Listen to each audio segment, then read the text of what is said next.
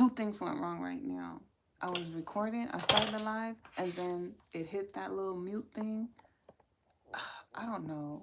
Like, I really be feeling like when things be happening a certain way, it really be a sign. It really, everything ain't a sign, but it really be a sign. And it's a fly in here. It's winter. Why are flies in your house in winter? Spy? Who's spying? Who's trying to start problems? Somebody's spying, okay? I don't know if it's good either. All right. Let's see what y'all got, Blue Butterfly guy. Hi, Irene. Hello. So I've been doing this on TikTok. I just didn't want to mention it here until I got a little bit of consistency. But what I'm trying to start doing is in the morning time to give you guys a reading before I start the other readings, like the ones that I just upload. So we could be more tapped into you guys' energy, and then it gives you some sort of guidance that you need. So we're going to start off with that, like you guys' guidance from spirit, and then we're going to get into the tarot. Hi, Ayana. Hi, Destiny. Ooh, you feeling the jealousy? See, when y'all energy starts shifting, all of that happens. People don't like when you let them go. People don't like when you elevate. They all that support that they be telling you, oh yeah, girl, like, you know, we got you. We happy for you. And then when you actually start getting what you was working for, now you see the energy switch. All right, what else? It's a fight. It's a battlefield. But y'all got it. Okay, so someone new is coming in, okay? And some of you guys haven't met this person yet, but we got new love coming in now because y'all energy is shifting as a collective. So we have to work as a collective together for the energy to shift. And it's been shifting. Regardless of where you guys are at, you guys are in the collective and you guys are doing the inner work. So as you gain more clarity, gain more information, your energy is just going to naturally shift. So the first energy we're starting off with, because I do feel like you guys are leaving behind the past, right? That's why this new person is coming in, because your perspective has shifted about what you want in a relationship. How you see yourself has changed. And the more you see your self-worth, the more you see like what you are deserving of, what you're not settling for less than you deserve, better connections come in. It don't mean that it's going to be perfect and it's the one, but they're there to shape your idea of what you want your life to become, live as. You can change, you get me? Like, I've learned that regardless of what I experience, how many heartbreaks I experience, I'm monogamous and I want a monogamous relationship. And I could be the one with all the other energies submitting to me, doing everything I want. But I realized that like the reason why I desire to be monogamous is because I feel that I'm whole and I'm complete. So one person is enough for me. Like I know how to work with a person. I know how to love a person through their light and shadow aspects. Ugh. And there was a time that I thought about being poly because I'm like, damn, everybody got issues. Everybody want options. Everybody want to stay single and just be dating a bunch of people. Like, nobody want love, relationships. Right? I mean, that's pretty much what being single is. It's, you could date as many people as you want, sleep with as many people as you want, because you're not technically hurting nobody. And that's pretty much what poly people do in relationships. They're just in that relationship with each other, right? So it's like, I don't want to be single. I don't want to be that way. I want to be with my person. I want to build with them and I want to love them. But I had to go through my journey, through the ups and downs, the heartbreaks, pain, even questioning, having that moment, and it was just like, no, it's not that I don't want monogamy, it's that people are disappointing. You are disappointing. And then when you focus on like, well, if I keep completing myself, I don't have that desire because I'm so sufficient in me. So I believe there's a person just like that out there who is sufficient in themselves, and they can just give that love to one person, right? I'm not the only monogamous person in the world. Is it harder to find? Yes. But am I the only one? No. But your journey teaches you about you. So every connection is not an accident. Like, it's all purposeful. Hey, baby girl. Hey, Tremi, we about to get into it. And just praying from your live on TikTok. You was praying. What you was praying for?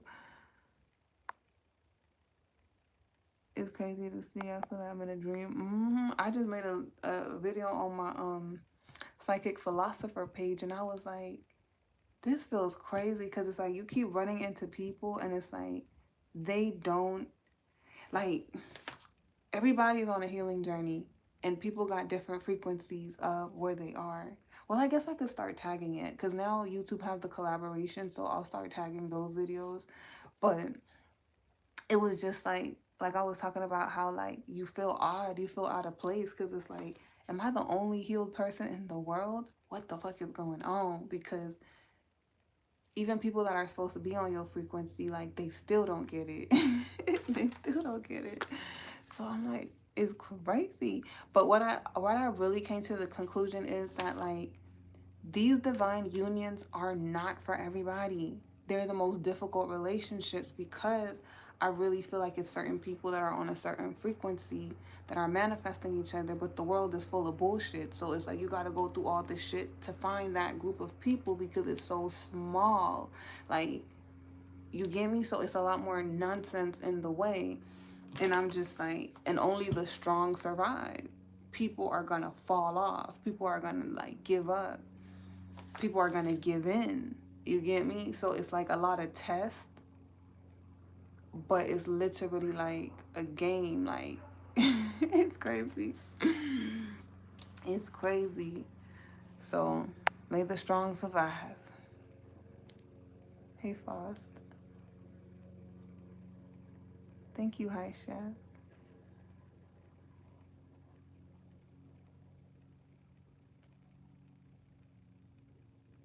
Nope, I cannot do no backflip. I'm 33 years old. I'll break my neck. If I didn't learn it as a child, I can't learn it now. Purposely just so they don't feel guilty for having options. Exactly. I'm like, them the motherfuckers that need to be in a poly relationship. There's nothing wrong with it. Like, I can't do it, but ain't nothing wrong with it. But I'm like, they the ones that need to be in a poly relationship because they don't want to be like, well, then I guess it don't matter. It don't make sense. Because to me, poly don't make sense. To me, it's like, just be single.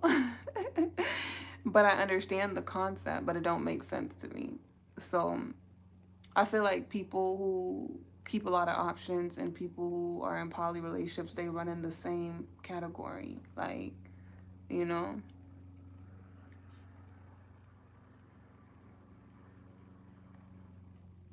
Yep, their financial needs, all of that. Like, if I'm gonna be in a poly relationship, bitch, you better be wealthy and take care of my ass. Like, you still need to show up for me. I ain't doing that greedy stuff. No, I didn't break my neck. I said I would break my neck. Hi, Celine.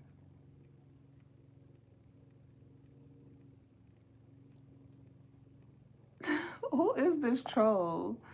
Your girl. You try to trigger somebody, huh? It's not working because you a troll.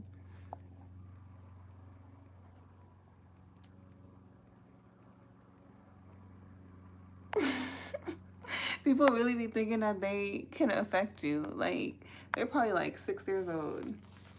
All right, so we got raindrops. This is the new love coming in, right? Boom. We have take a chance on them, and if anyone has a reason to keep their guard up, it's you. People have been known to mistreat you, and like any rational person, you finally got tired of it. Went back inside, locked the door, but you weren't supposed to stay out of the rain forever. No matter how terrifying the prospect may seem, you need to put yourself out there again.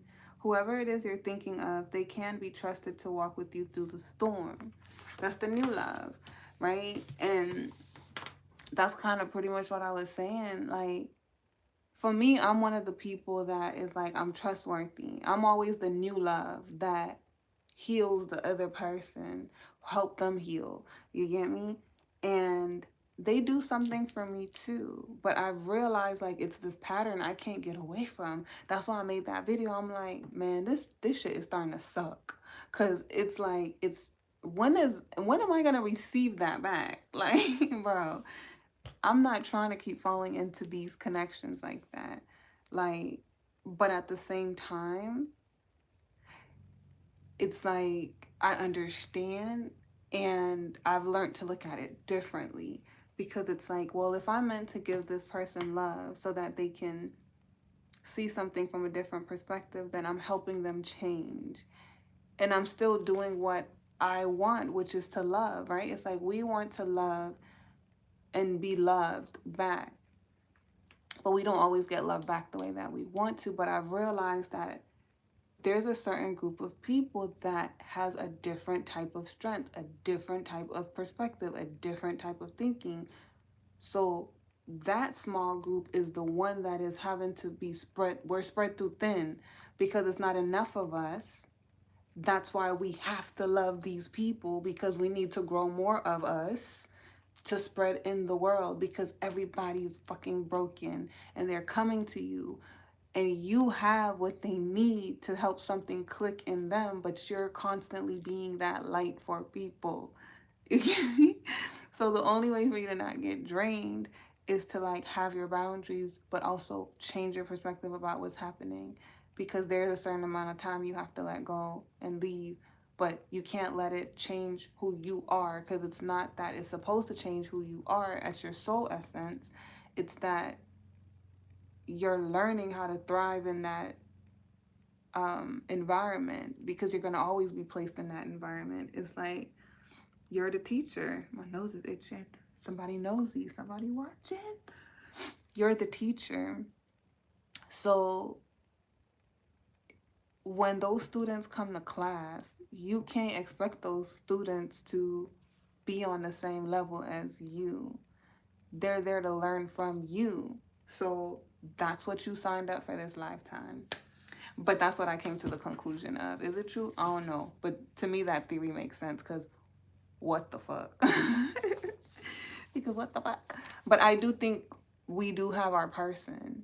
They're just in the same bullshit space, and they're trying to find their way to us, and we're trying to find our way to them. So it's not that these connections are just pointless and, oh, it's just us loving and not, you get me? They're doing something for us too, but it's really teaching us to be stronger for the position of divine union. Like, do you get what I'm saying? Does that make sense? So whoever this new person is, Spirit is telling you, open up. Even if things don't work out, don't think too far ahead into the future. Just allow it to be what it is, because it's going to teach you something. It's going to bring you love. Like, love come in many different forms, and they're not all on the same light. They're not always on the same timeline. Like, you can have a love for a month. You can have a love for a year. You can have a love for 3 years. But it doesn't mean that it's going to be permanent. But it doesn't mean that, and then it's not going to always be a good ending, and it's not going to always be a bad ending. You get what I'm saying? But what matters is how you respond to it. It's not what's happening to you. It's how you choose to respond to it. We learned that growing up. Like, it's how, if you guys had good parents or role models, they tell you that. It's like, it doesn't matter what somebody else is doing. Don't let it affect you. Watch how you respond to it, because then you're following yourself behind them. You're going to get yourself in trouble too, because you fighting fire with fire. Like, it matters how you respond to it. So once you shift that perspective of how am I going to respond to this journey, It's difficult. This is the position I'm always in, but it is also rewarding at the end when you've left. You're not leaving a trail of broken hearts. You're leaving a trail of helping wounded people heal. So that's something to be happy about. That's something to be grateful that you have the ability to do. You get me? But just learn how to still protect yourself in the midst of doing it. Thank you, Tank Tank.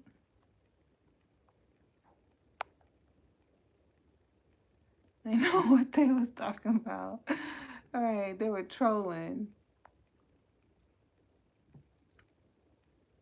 Thank you, Kiavanti.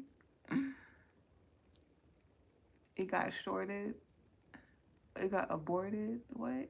My baby hair got aborted? Okay.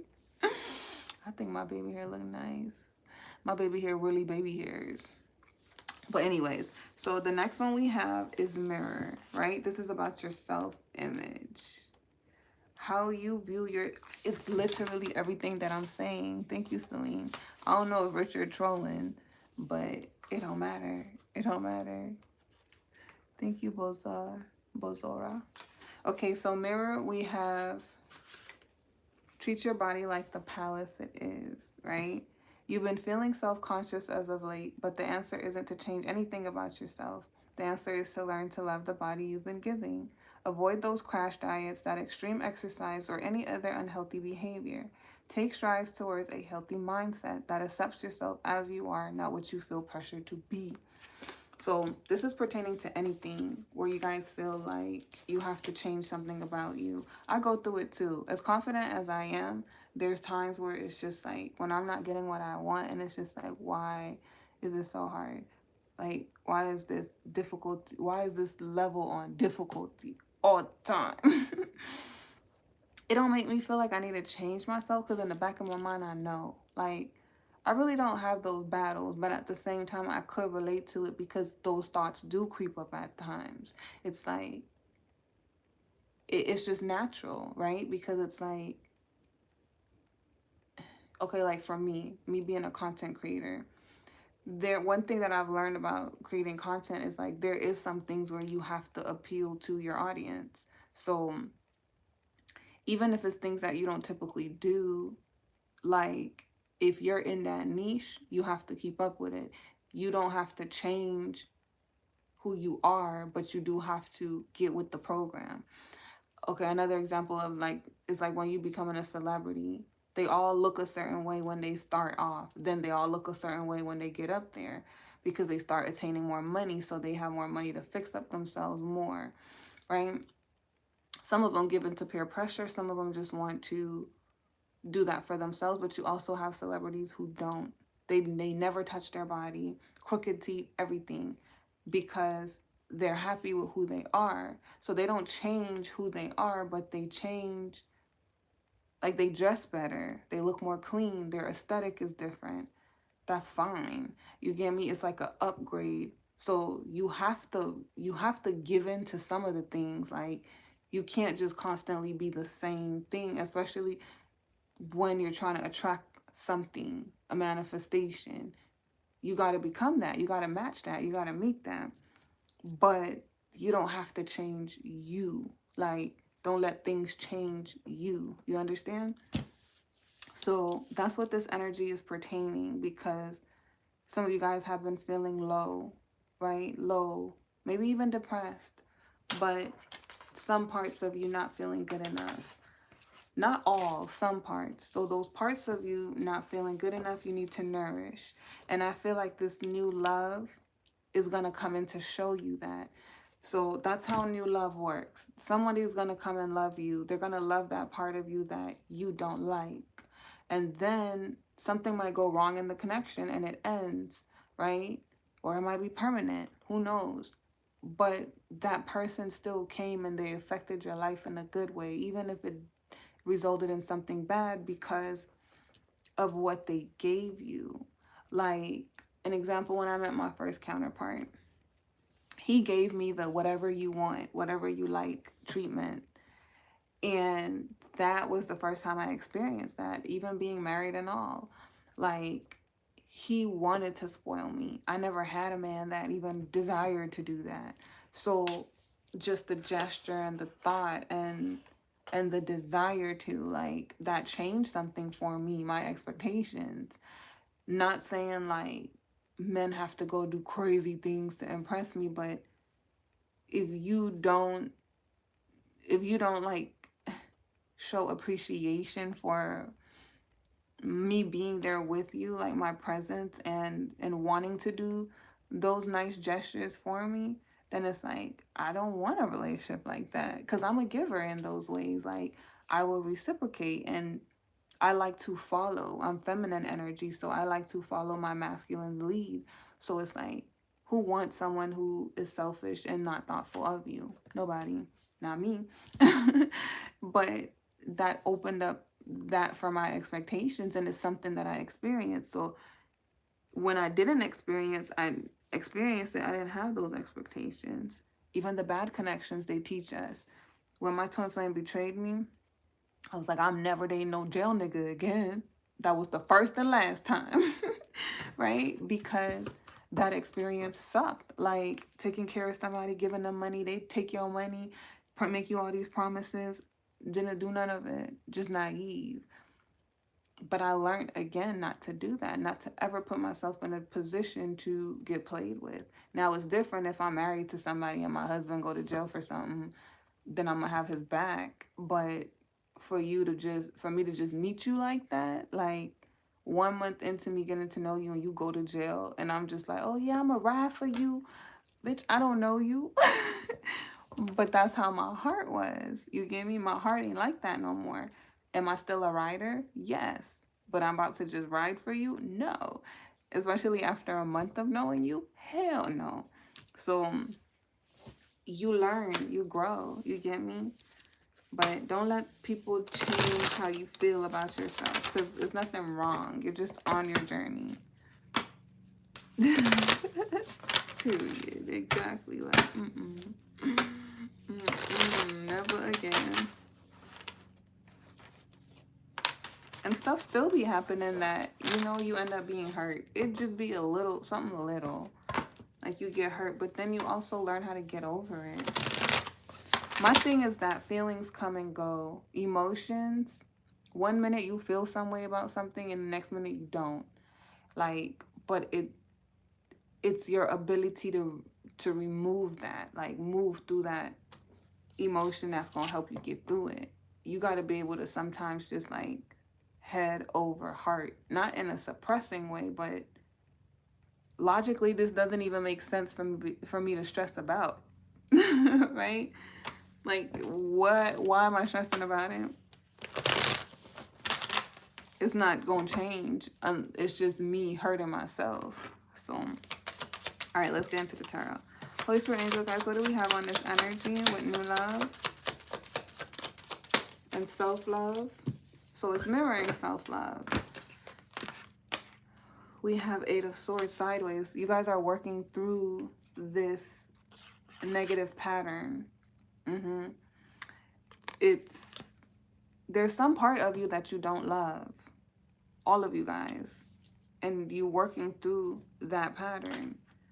So as you keep working through that pattern, this new person is going to come in, because this part of you that you don't love is attached to karmic lessons, karmic situations. It's going to attract someone. If you keep that up, you're going to keep attracting someone who shows you, or they're going to make you work harder in that area to prove yourself, because you're seeking their validation. You get it? So it's a reflection of how you're feeling about yourself, but it can be a negative self-perception if you're dealing with the wrong person that is draining you, pulling you down rather than uplifting you. So it's a lesson, but you still have to like enjoy the moment. We have Justice. Why is Justice here? Oh, this is accountability. So there's a need to take accountability as you guys are shifting. right? And Spirit is saying it's on you. When this new person coming, it's on you. Because you guys are shifting. But we have the Chariot. You still haven't fully moved forward. You still haven't fully let go. So the opportunity isn't here yet. The opportunity is on you. As you keep shifting, the opportunity comes in. But you got to release this mindset. What is this what's this 8 of Swords about? The Devil. Something toxic. 1, 2, 3, 4, 5, 6. Okay, it's about reciprocation. You have a toxic belief system around reciprocation, what that really looks like. So that needs to be cleansed out. What is their belief system about a balanced connection? It's more so of like, you know, when, okay, it's like when we was in elementary school, 5th grade, and you had your first crush. You thought they were everything. You just have a crush. Might even daydream about marrying that person. But you don't have an idea of what you want in a person because you're just attracted, right? So it's attraction. And then they start getting on your nerves, and then it's like you don't like them anymore. And then you get another crush, right? But it's like when we like people in high school, it's just literally attraction. It's like we don't have no real base on why we like that person. Our body is pulling us. Our body is like our bodies is responding. When you become mature, a mature adult, you have qualities you like in a person. So regardless if someone is attractive, if you don't align, if you don't have the qualities that I like, then I don't see you. I don't want to see you. It doesn't matter how attractive you are. But you got some people who still have that mentality of a child. So even if they see you as attractive, then that's what they're stuck on, is the attraction. Because the qualities don't align with the person. You get me? So some of y'all know I'm a truthful reader. Some of y'all got the high school child mentality where you're stuck on attraction and you need to learn qualities, right? Like, and accepting that, like, it's okay to be attracted to someone and like them for who they are, but that doesn't mean that's your life partner. That doesn't mean that should be your life partner, right? Because your life partner is going to build with you. They're going to give to you. That's the toxicity around the connections you guys have been dealing with in karmic cycles, is that it's a lot of passion and attraction, but there's no harmony. So you have to reevaluate what a connection, like, what do you really want out of a connection? And when you're in connections, you need to analyze if that's being given to you. And if it's not being given to you, reassess, readjust your take on that person so that you don't put them on a pedestal that they don't really belong on. Because in the long run, that leads to heartbreak, right? Telling you from experience. I don't put nobody on no pedestal. I don't care how much I like you. That's just that. I like you. I even love you. But are you on a pedestal? Hell the fuck no. Because I know you have a dark side and you have a light side. So you are prone to hurt me at any time. At any time. Am I looking for the hurt? No. But am I prepared for it? Yes. Yes. Always. Right? Because I have learned enough. I've seen enough to understand myself, what I could take. So now when I enter things, I know I'm taking a risk. But I'm okay with that risk because there's already certain qualities that has already passed what I'm looking for. So once you start aligning yourself to that, you're checking it off more and more. And it's like, you can't blame yourself. You're, in the universe's eyes, you're a baby. You're a baby that's learning. It don't matter how old you are. Our spirits, our souls is learning. So when you get to the next stage, then you enter that phase and you learn that lesson and you learn that lesson. And the universe is like, the universe will grant you what you want. They'll give you, if they tell you you'll have an opportunity with something, they mean that. It's going to come back around. But it don't mean it's going to come in when you want it, when you expect it. If you're sitting around waiting, you're going to be missing your whole life because you might change your mind, right? And then what if that person takes 15 years to change? Like, you're not in control of the timeline. You're not in control of anyone. So it's like you would be wasting your time there. So the universe is like, open up yourself because you have a toxic idea on love, on what true reciprocation looks like, right? And go out there and exercise your free will. If I told you you're going to have an opportunity with something, you're going to have that opportunity. But it's not now. So you don't even need to think about that. You don't, that thing is like you need to get over it. You get me? Like, that sound mean, but it's like you need to get over it. You need to go experience something else. It's like when you graduate high school. Like, you're still on that high for a little while, but after the first 2 years, then it's like, oh my God, I'm really out of high school. You have to shift from that high school mentality because you're not in high school anymore. You're in the real world. Either you partying a lot, or you going to college, or you trying to get an apartment. Everybody's doing different things with their free will, right? The ones who are working, and they find that balance between, I got my life planned out, so I'm going to go to work, get my own place, and I'm going to have fun every now and again. They have more of a mature mindset. So they know exactly what they're calling in. You get what I'm saying? But it don't mean that they're not going to be learning things as they are growing into adulthood. They have to learn because they're still learning themselves. And what you think you want is going to change based off of what you learn about yourself. The ones that are just partying, fun, they're still stuck in high school mode. They lack the discipline of what somebody who's in the real world needs, right? And the ones that's just working, they're missing out on life. So it's like, you gotta find that balance in yourself. But life teaches you that. And everybody have their own way of seeing life, viewing life, and their experiences and what they have to go through. So let's say it's like Spirit tells you you can have this person later on. Look at it from this standpoint. You're the 18-year-old who is trying to balance out getting their own stuff together and having fun here and there.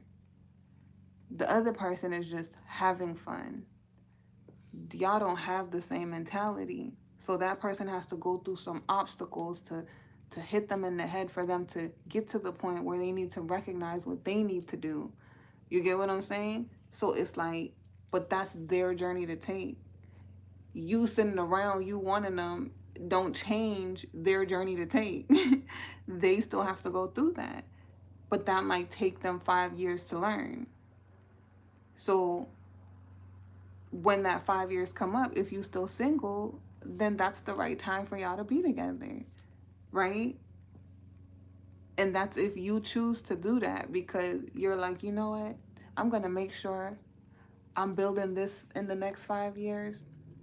I'm not going to get in a relationship, but I'm going to have fun, right? It's not that you're waiting on that person. That's the plan you have for your life. That person just going to, their 5-year mark of learning and getting where they need to be happens to align with yours. But you still doing your shit, having your fun. That's how you're supposed to look at this journey. So when you change your mindset to like, it don't mean that I can't have it. It just means that we all got free will and we don't know what the fuck is going to be our outcome. And we need to focus on ourselves, because it's like only time will tell. Because if you really go on your journey and you're growing, your mindset is naturally going to change. So a lot of y'all scared that your mindset is going to change and you're not going to want what you want. That's the real fear. That's why this 8 of Swords is sideways, right? It's the fear of, what if I change my mind? I don't want to change my mind. But if you're scared to go on your journey, you're stopping yourself from growing, right? And that's why I said everyone won't come into divine union, because everybody's not willing to do the hard work, which is to love themselves, choose themselves at all costs. Because we're fixated on our desires, what we want, or what we're comfortable with. So for those of you guys that do the inner work, when you align, just think about everything that I just said. When you meet new people, that's sometimes where they're coming from. They haven't done that inner work, so they cannot see you. Not fully, you get me? Like they're doing the best that they can because they have not done that in themselves. So if you keep growing and you keep elevating, it's only going to become harder and harder and harder for your frequency to be matched, because you're constantly shifting your energy and growing. So when you align with people for a certain amount of time, those people might be stuck in a cycle still. Like, but your job was to pass through their life and give them love. Because it doesn't mean that person is not going to get to where you're going to be. You get me? It's just that it wasn't their time. It's timelines. It wasn't their time. They got to do their own work.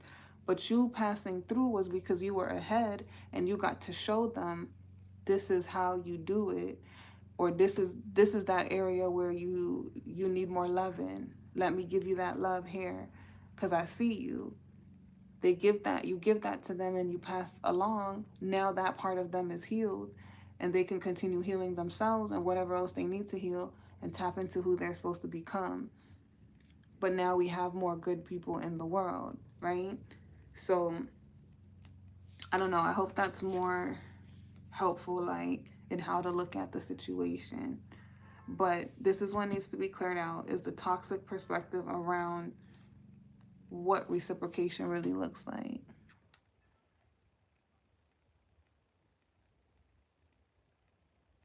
Damn, both of them were karmic. Thought you what not to do.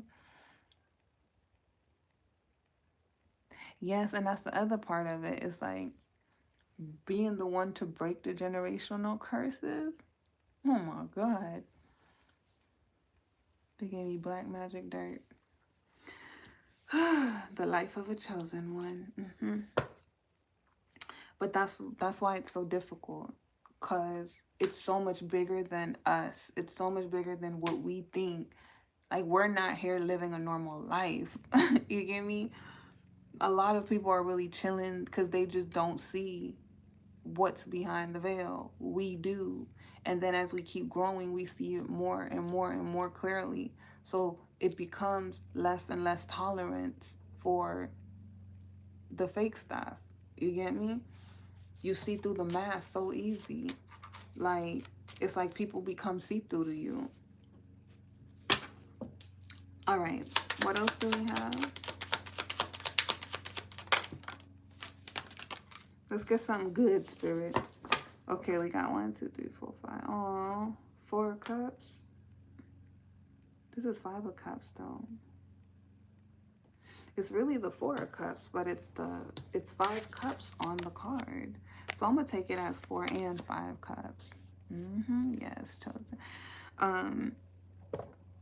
Some of you guys feel like you just want to be left alone, right? You're sad. You're disappointed. You just want to be left alone. I understand that energy too, because it's just like, I'm fucking tired of being disappointed, bro. Yeah, you feel blocked. Like, people come into your life and they try to block shit, or like you're blocked from having the love you desire, the life you want. You feel blocked. But see, this is where the accountability comes in. You're blocking you because you're fixated on the desire. The desire is holding you back, or the fear. It could be desire or it could be fear. So if you desire something, you don't want to move on from it because you don't want to phantom that there's anything better. If you don't want to move on from fear, it's the comfort zone. I'm comfortable here. I'm scared of what's out there. So you're blocking yourself. No one's blocking you. But you think you're blocking you. You think somebody else is blocking you because you're not getting what you want out of that. You get me? So then that also reveals your control issues. Because we can't, it's not, you could say, I'm not trying to make anybody do nothing, da, da, da. But then you are, because you don't like them not choosing you in this moment, right? You wish that they would, but it's not time for them to do it. So you got to let go of your want for the betterment of what they need to do for themselves. They need to heal. And so do you. So it's okay to cry and release. The moon, right? Y'all remember I was on here crying? I was crying yesterday too. Like, I got my own shit to release. But I was there crying too. Oh, wow, they gone? Oh, your parents. Okay. That's good that you forgive them. That forgiveness is for you. Hi, Glamour. Yep, keep going. Whether they choose you or not, yes. Because when it's right. Like, you just got to let go. You got to let go. And certain things is going to come back to your mind. Like, you could even feel like, I'm done with that person. And in that moment, you mean it. You are. But as years go by and you've experienced things on your journey, your whole mindset might change.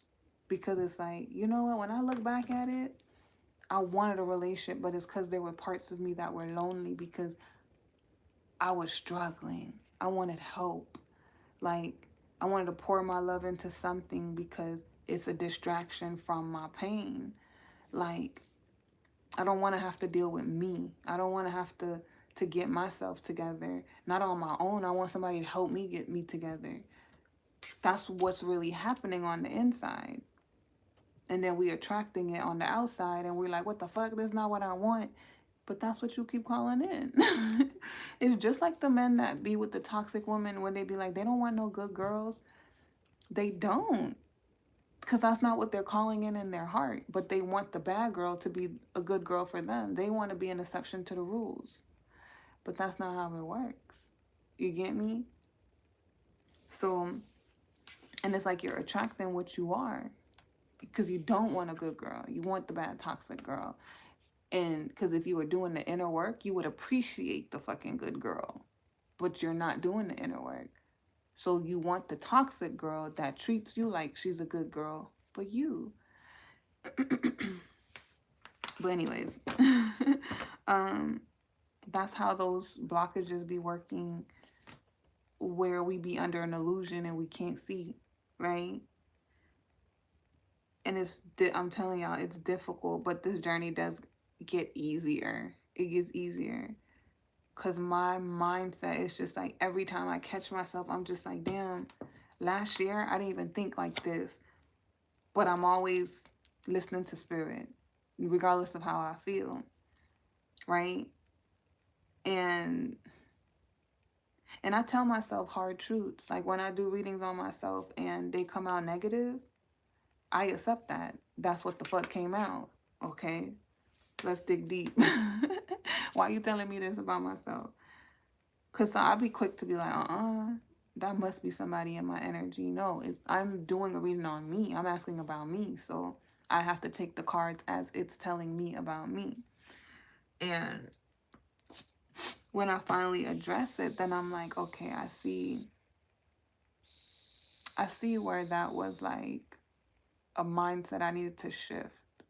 And then I see where it's like, oh, I'm still wounded here. I didn't know.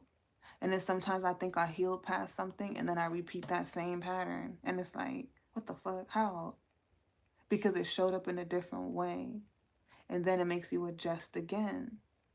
But a lot of the times it's like when you're adjusting to the newer version of you, it's not that you're repeating that whole cycle and pattern all over again. It's a new version of you. So that new version is now in a new cycle. But it's like, it gets to a point where your mindset just shifts. You become less sensitive. you become less sensitive, and it shifts to a lot of understanding. Like, because it's almost like if you're in an air balloon and you're looking down, you can see the whole city, right? But if you're just on the ground and you're in the alley of one of those homes, that's all you see. You don't see the whole city. You get me? So the more you keep elevating up, up, up, up, up, the more you're going to get farther away from the people who are down there and can only see out of that space that they're in when you could see the whole city. Like, you get what I'm saying? So it's like, once you shift your perspective of what's happening and you understand it, like, okay, this might be another lesson, but it's giving something to me. Thank you, T. It's giving something to me, but I'm also giving something to it. And I don't have to let it affect me negatively. I just have to look at what it's teaching me, you know, and keep going, keep rising. So that's how your power grows too. All right, what else? But it's okay to go through the tears. It's okay to cry. It's okay. It's a part of releasing it. 8 of Wands. That's the new direction. What else? You guys are shifting. So some of you in a couple months, you're going to feel lighter, right? Some of you guys, this is coming up right now. But most of you, this is coming up in a couple months. You're going to feel the shift. You're going to feel excited. You're going to feel less burdened, because something is going to shift in you. There's going to be a change. You're going to grow. Your mentality is expanding. 3 of Wands. And there's people that you're going to meet who's going to help expand it. There's people coming into, like, I don't know, the way I feel this energy is just so excited. I'm so excited for y'all. But it's like you guys have guides coming in, but you're not going to see it as guides. You're just going to think like you just met somebody and like they gave you some cool information or something, but it's like that was a guide. You get me? They don't know that they're a guide. Like, it's just like I'm a guide. Me doing tarot, it's a guide. They're still a human like you, living their experience and all of that, but like they were specifically put in your path because of what they had to give you. You were supposed to receive from them. And and that's the same way you guys affect each other. You guys are people's guides as well, right? So when you start shifting it like that, like everything that's happening to you, because we always hear that, but we don't get it broken down. It's like nothing is an accident. It's literally not. So whatever you're being guided to, follow it, because it's not an accident. You just have to look at it from the standpoint of, why am I here? Instead of, why is this happening to me? Like, this person, like, they hit me up and then they wanted to stand me. Then they asked me out and then they stood me up. Like, that's irritating, right? And you could feel like, the fuck, the universe sent me in? Like, something falls, da-da-da. But then, here's the thing. It's like, and you was attracted to the person, all of that stuff. So then they hit you up 3 days later with some BS, but it was like, let me give them a chance. And you let them take you out again. They show up that time, right? And then another time they flake again. Now it's like what's happening is you're having to figure out, why is this person doing this? Like, and why is it happening? Like, it started off good, but now it's shit. And now I don't like them. Right? It's going to reflect to you, if you're looking at how it's affecting you, to not do that. When someone flake, you might never want to give them another opportunity, because you know that when you're a little bit lenient, they take advantage of it. They have another opportunity to do it. So when you see them flake the first time, that tells you the seriousness of how they're going to show up for you, how they're going to take you. I mean, if you're looking for fun and games, then you match their energy. Sometimes we could play. But if you really want something more meaningful, things like that take into consideration. You have to have some guidelines for yourself, some boundaries for yourself. So when you're going into things, you already know, because remember, you're the one in control of your pain. People can't hurt you unless you let them. Yes, their moves are unpredictable, but again, you have to go into things with knowing that it's a risk, and you have to know how to navigate it. So if it's going in a certain direction, don't keep going in that direction. That's the point that I was making. So with the person flaking, that's what it's teaching you. When somebody don't show up, or they don't check in, or they're showing me they don't take me seriously. So they're gonna, and then I gave them an opportunity and they did it again, they're gonna keep doing it. So let's say you partially learned that lesson, right? And then you meet another person. They show up the first 4 times consistently, on time, all of that. This is a new person. Then one day they flake again, and maybe it's an emergency, it's a valid reason, right? So you could give grace in that because it's a valid reason. Boom. You still learned something. It's like, it's not that people have things that happen and go on. It's that you're paying attention to patterns. You're paying attention to how people treat you or prioritize you. Like, it's a difference between an emergency, and it's a difference between not showing up because you don't give a damn about my time. You don't consider how something is important to me. You're selfish. You couldn't even call me 2 days before and consider, right? Because the reason for the first person flaking, it's like, oh, I forgot I had to go to my friend's party. Like,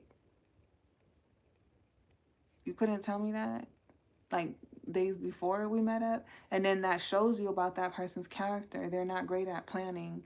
They're not gonna show up for you. Like, but the person that will fall for that is the person with the high school mindset of, I like you because I'm attracted to you. The person who's an adult is like, we don't fit because I take this shit seriously, you don't. So we not gonna do this again, right? You gotta be strict because people will play with you. And if they really, really, really want you, and they sorry, and they want to make up, and they want to prove themselves, you could make that choice to let them prove themselves, but they have to prove themselves. You get me? So it's like, it's just you learning how to navigate in connections so that you don't get hurt. But you have to get hurt in order to learn that you don't like getting hurt. It's just like a baby when they fall, or they put their hand on fire, or, well, God forbid, I don't think a lot of babies do that, but you know, like, they be doing stuff, and then they learn, like, I don't like that. I don't like getting a spanking on my hand, or I don't like how that feels, so I'm not gonna do it.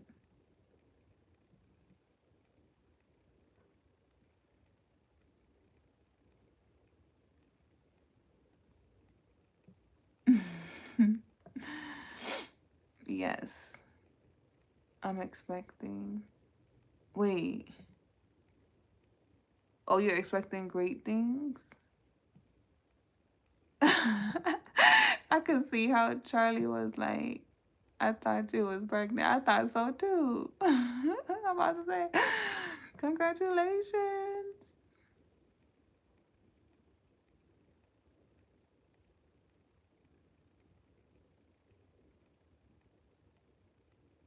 Oh my God, T. All right, T. T2, T2. He said he a good looking white man. Y'all be funny on this app. I want to be a mom again. I love being a mom. Okay. So we have 10 of Wands. Okay, yeah, there goes the good energy. I like it. So this is where the energy starts to shift, right? Y'all start dodging the fucking bullets. This the 10 of Wands. You know, betrayal, lies, backstabbing. You get so, you see how this person is like leaping out the way? You're gonna always constantly be attacked. People are gonna betray you. So and it's gonna come from many different angles that you don't expect. You gotta be prepared for it, right? So again, it's not don't take risk in relationships, don't fall in love, don't be naive, and be prepared for hurt. Don't expect it, but be prepared for it. Because if you're not prepared for it, you're delusional. And then when you do get hurt, you're gonna be stuck there on the ground because you're like, I can't believe you did this to me. Like, that's because you put him on a pedestal of you could do no wrong. And that motherfucker did every wrong. Right? So it's like, that's that self-worth. That's that empowerment of like, it's not you thinking you're better than anybody. It's you knowing that you are what you're deserving of, and you knowing that you are powerful and you're a god or a goddess. Like, you think God and goddesses are out here begging people for love? No, they're not. Right? It's like, they're not. They get love. They get love. And they get people who betray them. But those people who are willing to betray you, they don't deserve your love. So did you really lose anything, or did you get people to reveal their true colors? So in this journey is also a lot of self-acceptance, because it can be hurtful when you find out stuff you don't like about a person. I mean, when you find out stuff about a person you like, and then they ruin that perfect image you had in your mind about them, and then it becomes hurtful. But that's because you wasn't prepared for the hurt to come. You gotta be prepared for it. Not expect it, but be prepared for it. Expecting it is like, I know this motherfucker gonna hurt me. Like, you're manifesting that, expecting it. But being prepared just means like, I'm gonna enjoy every moment with you. I'm gonna let myself fall. I'm gonna let myself trust. I'm going to do it. I'm not, why would I have my guard up with you if I'm open to you? That's what open means. Like, let your guard down, be, exist. You have to be in a free state, or you're not existing. You're not open. You're closed off. You get me? So it's like, be open to people, connections. That's how you're manifesting what you want. You got to be open. But don't be foolish, right? Like, don't do they never would do this, da-da-da. No. People can't tell me I would never do something. Only I could say that. You get me? Because I know me, but they don't know me. Like, I said I would never cheat. Definitely cheated in my marriage, right? It was with a girl. And I was like in denial. I was like, I didn't cheat. I still got that record clean. Because before that, I didn't cheat, you know? But I can't say that I never cheated now. I can't. But back then, my image was so innocent. It was so, and I was still going to church. Very deceptive, right? But I learned quick. That was like a week or two rendezvous. And it was because I was emotionally starved. I was, oh my God, and so was she. And it was like, she was there. She was soothing the emotional need that I needed. And it led to that. But, and then we was already close, like, because we were best friends. But it was like, and then she had masculine energy. And that's what I learned about myself too. I'm not gay. I don't like girls. Like, I really don't. I don't want to be in a relationship with a girl. I like masculine energy. So when I'm attracted to women is because they're like studs. I mean, I think women are beautiful in general, but again, I had to learn that on my journey. So experiences, they mattered. Even though I cheated, I needed that experience to learn something about myself. So now I could also comprehend the mindset of a cheater because something is deprived, right? That's why I said the same thing the way I analyze poly. You got some stuff that's deprived in you. That's why you need more to satisfy you. So it's, and they could disagree, that's fine. But that is my analogy of it. So it's like, I feel like my experiences shaped how I could see. I could see through the illusion. I could be understanding to many different perspective sides, but then I could also make choices best for me. I don't want to be a cheater. So it's not something I couldn't control. I just was so emotionally starved and over that connection. So I got a divorce that like I didn't care. I was at a point where it was like, if I'm going to be in this miserable ass marriage, I might as well get some on the side because I'm not happy. And that's how people think that cheat. They're not fucking happy, right? But if you loving yourself, you choosing yourself, you're gonna only do things that make you happy, not selfishly, but you have control over your reality, your world. So anyways, back to this. It's like this person, they end up starting learning how to dodge the betrayal, right? And they get clarity. They get clarity. So they could see through the illusions. That third eye is awakened, right? It's like they see through the illusions, like, because you've already healed that in yourself. So when you've healed something in you, it's so easy to see it in somebody else. If you,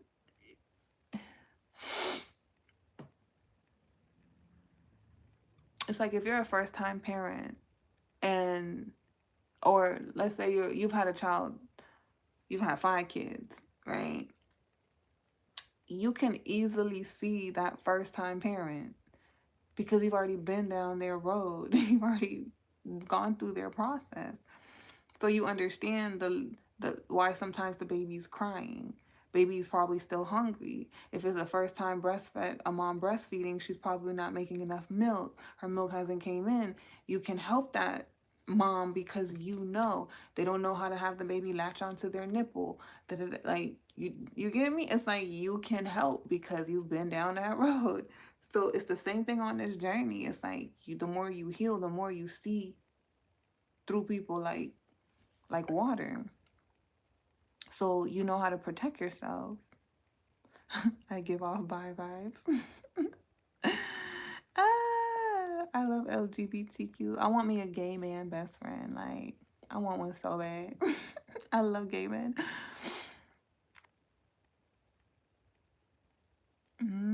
Yeah, they be hurting you. I love men though. I love dick. I do. Oh my God, I do. But I love women. Like I love empowering women. I love seeing women be sexy and like in their power and progressing.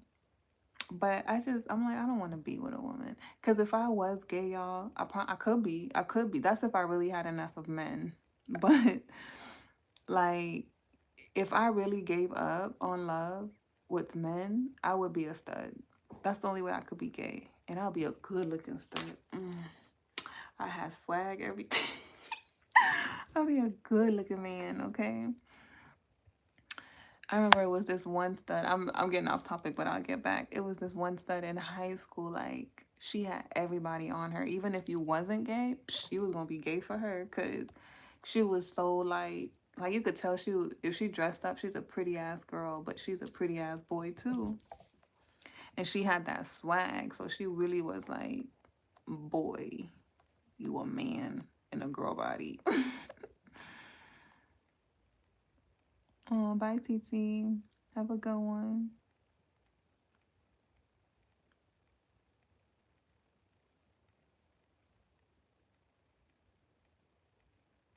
Yep, you gave him advice.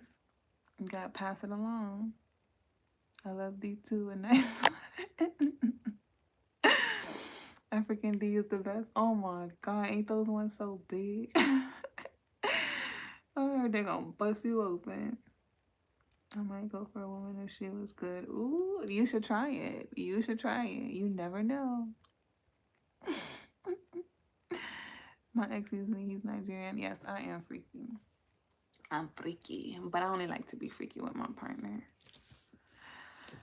But most men don't be letting me be freaky. Like, they always want to fuck me. Like, I don't know why men be like that. I mean, I let them. I'll be submissive. but they don't ever want me to do nothing. I'm like, why you don't want me to do nothing? Oh, they be trying to show off. They don't want me to do nothing but lay there. All right, so let's see what else. What else will the spirit angels guys? Okay, we got King of Pentacles. We got an Emperor. Why is the King of Pentacles Emperor here? Why is this here? Remember, we started off with take a chance on them. So some of you guys, it's an Emperor. It's a King of Pentacles, though.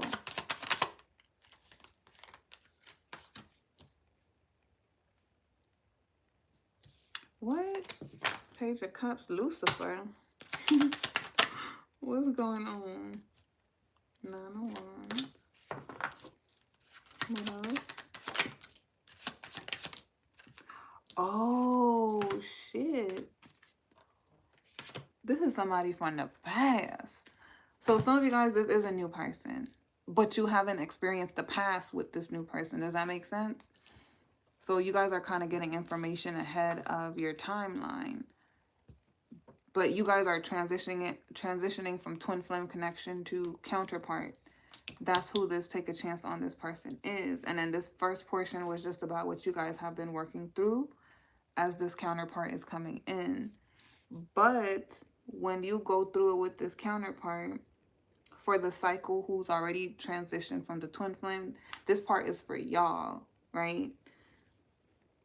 This past person is coming back as a King of Pentacles Emperor. So Spirit is telling you, take a chance on this person, because some of you guys let go, right? And maybe you doubted them because they hurted you. You knew them when they were in toxic energy.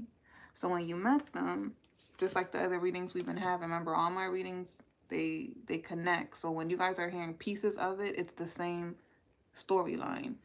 But you just have to be able to discern which one is twin flame, which one is counterpart. But within this counterpart dynamic, this is the masculine who was toxic. He had to grow. The divine feminine awakened him, right? So nothing really got started between them, but he caused pain in the connection. It's a love that could have grown, but it didn't go anywhere. It was in this in-between stage because it seemed like this person was transforming, but it wasn't enough. So they're the Emperor coming in as a King of Pentacles, where Spirit is saying, give him a chance. What else? We have the Fool. That's the new beginning. Oh, we got Two of Cups. Oh, shit. Oh, here goes some tea. And then we got the King of Wands. Both of them are Two of Cups. But see, remember, as I told you guys, I really feel like this is a future reading for you guys in here.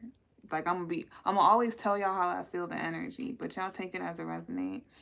But I feel like this is future energy for y'all, because you guys leaving twin flame connections, y'all about to start entering counterparts. And these counterparts are like, they're different archetypes.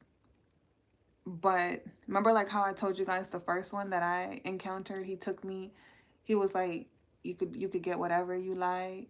Like, he gave me the I'll spoil you vibes. That was the first time I experienced that. That was a counterpart archetype. Then I had a counterpart who was very clinical in his thinking, King of Swords, right? And then, never mind. Never mind.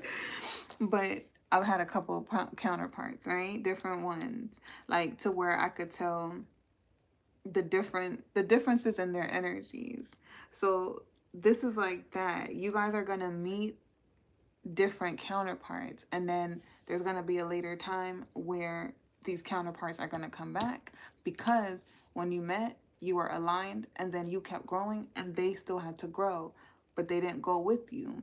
So they had to stay back. They had to grow, because counterparts grow, right?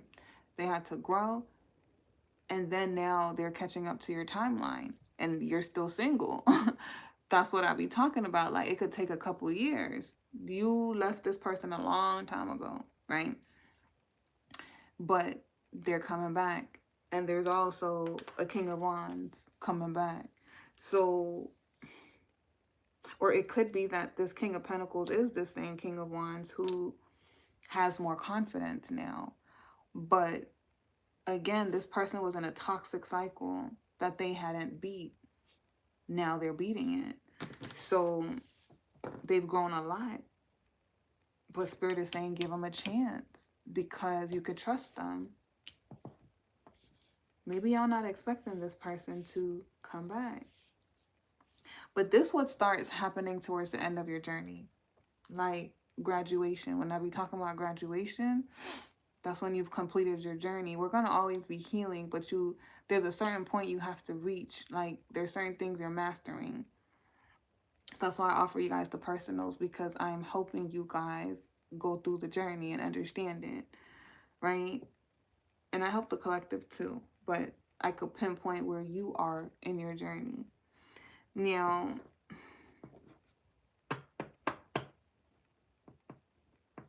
I could pinpoint where you are, but I don't do timelines, because the timelines, that's up to y'all. But this King of Pentacles is an Emperor. Is this King of Wands different, or is this King of Wands not King of Pentacles? He coming in for love, baby. Eight of Cups. What's the Eight of Cups here? Three of Swords. Heartbreak. I think it's two people. Yes, it's two people.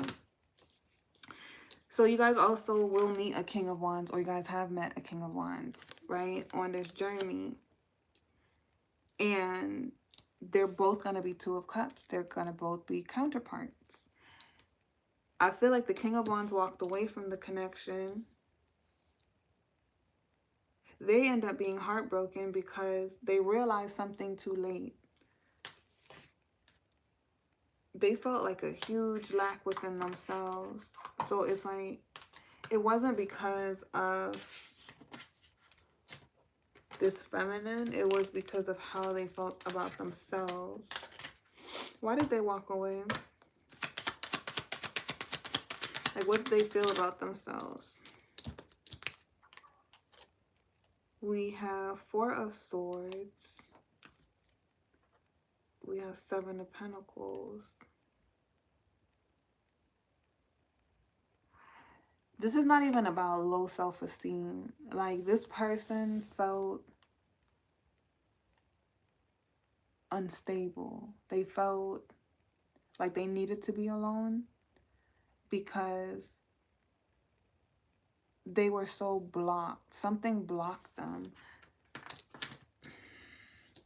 That blockage energy is like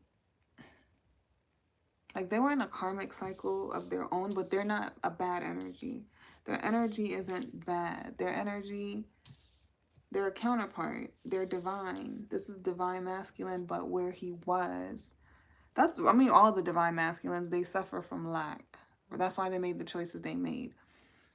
But the King of Pentacles lack is a different reason for the King of Wands lack. The King of Wands just felt like they needed to be alone because they felt blocked. So because they needed to be alone in their own bubble, they blocked everything around them. So it wasn't personal to this feminine. It was just like they didn't feel good enough in themselves, and they knew that, and they wanted to work through that. But they felt like in order for them to work through it, they needed to be alone. You understand? What else?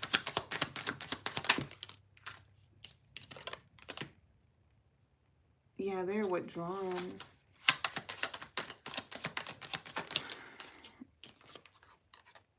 Ooh.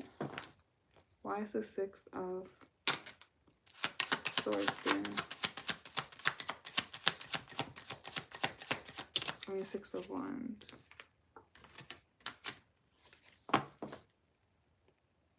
Yeah, it had to do with themselves. And you know, a King of Wands is typically like very confident, self-assured. Again, they're a confident person though. They're a confident person. He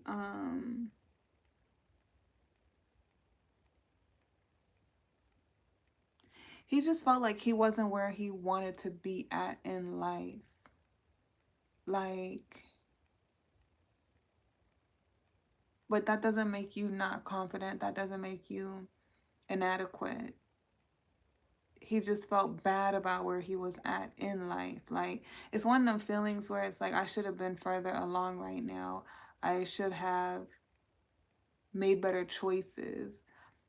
Now I have to fix my life. So while I should be getting ready to settle down, or while I should be thinking about children and a family, I have to be alone because I have to build myself up. I have to take care. So it's like a sadness of like where they're at, kind of. You get me? So that's what made this King of Wands walk away. They just wasn't strong in themselves. What else?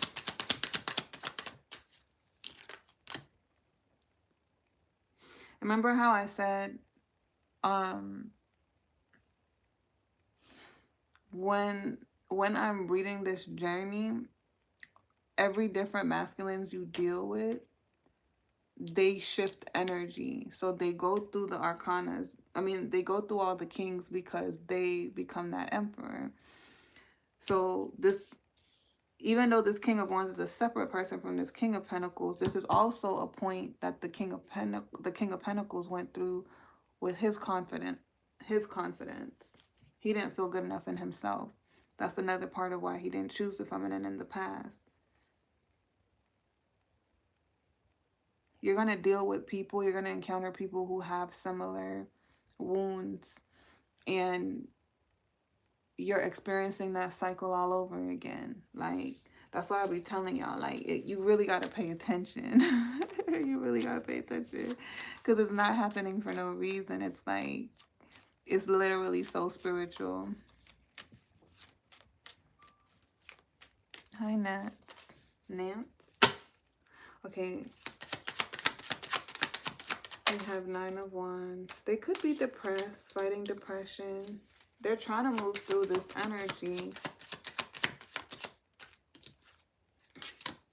I think the King of Wands had an opportunity, but he chose to walk away. That's what it is. Like, he has to get his mental together. It's a lot of things that he's experiencing. He could have been a great match for this feminine, but like where he's at mentally is just not a great place. I'm going to read on this King of Pentacles, but where he's at, it's not a great place. So this feminine is going to have 2 people who either are thinking about her. I don't see that King of Wands doing anything though. That King of Wands is just coming out as someone she had an opportunity with that lost an opportunity with her because they chose to walk away based off of what they were dealing with internally. And then this King of Pentacles. So I don't know who Spirit is saying to take a chance on. We're going to see right now. All right, tell me about the King of Pentacles. The King of Pentacles, Emperor.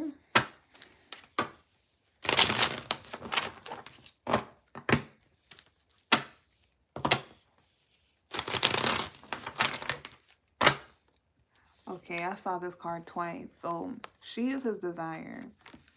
He's very content in life right now. What he's established, what he's built. And he knows what he wants. This is an emperor who, he knows what he wants, right? And he's accomplished a lot of things within himself. These 9 cups, these are things that he's proud that he's accomplished. So he's done some healing, and a lot of healing. And he's also made accomplishments in the physical realm. So this is why he's able to sit content, because he's accomplished some things that he's proud of. But he's grown up, right? And remember, in the past, he was in that King of Wands energy.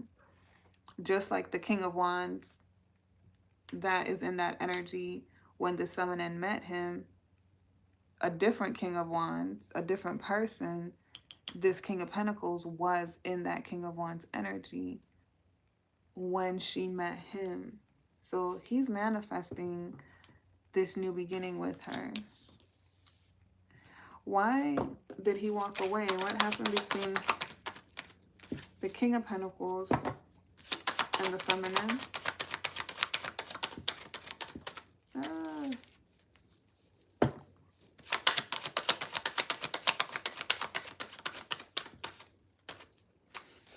I don't know what's going on with these cards. Maybe it's time to get a new deck. I don't want to shuffle them. Okay, there we go. I don't even remember what I asked. What did I ask, y'all? We got the Hierophant. I asked what happened between them. Okay, the Hierophant. Okay, it was a spiritual lesson. So what happened between them was they learned something from each other. What did they learn?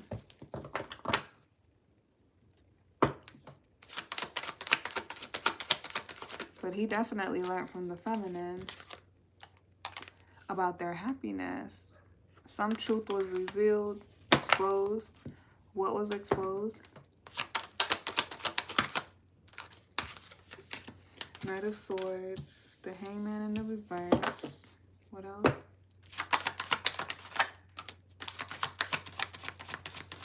So both of them learned the lesson of not to rush. Now, for those of you guys that haven't met your counterparts, and for those of you guys that are new, I forgot to mention it, I don't believe in twin flames and counterparts the way that tarot readers typically explain it or how other people do. So if you guys want my take on that, you guys could watch my playlist on, I think it's called Twin Talks. But it's something that says twin flames counterparts. And you'll understand my readings differently because of the perspective that I'm coming from. Because I don't believe that you are supposed to be with your twin flame. I explain why the connection is the way it is and the dynamic of it. So my thing is like, there's a graduation. You graduate from twin flame connections, you enter counterpart connections. They're not the same. But with the Knight of Swords, the Hangman, and the reverse Temperance, they both learn not to rush things, right? And especially when they haven't really figured out what to do next. So there was desire here. There was a willingness to commit. There was happiness. That was true. But I feel like that's all they had established was desire, happiness. There wasn't a talk about how do we move forward or what do we want in our future and what do we want together? What would we build? So both needed time to balance out. Both needed to figure out who they were on their own, but they both opened that because of the way this connection went. There was conflict here, but there was a lot of love. Ten of Cups. See, this is in the past. That's why I said some of you guys already went through this cycle. So those of you guys who already went through the stuff with the counterparts, y'all know who y'all are. Y'all resonate with this part of the reading. Like, y'all know who that King of Pentacles is.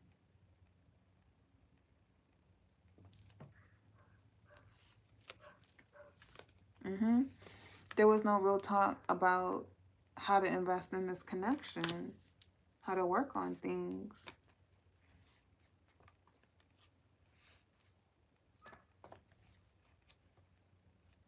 They know that they owe an apology, but they have grown. This is a grown person right here.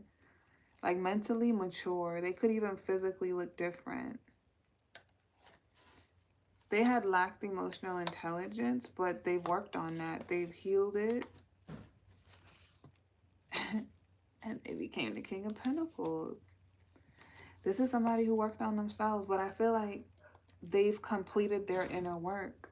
The only thing now for them to do is to take a leap of faith.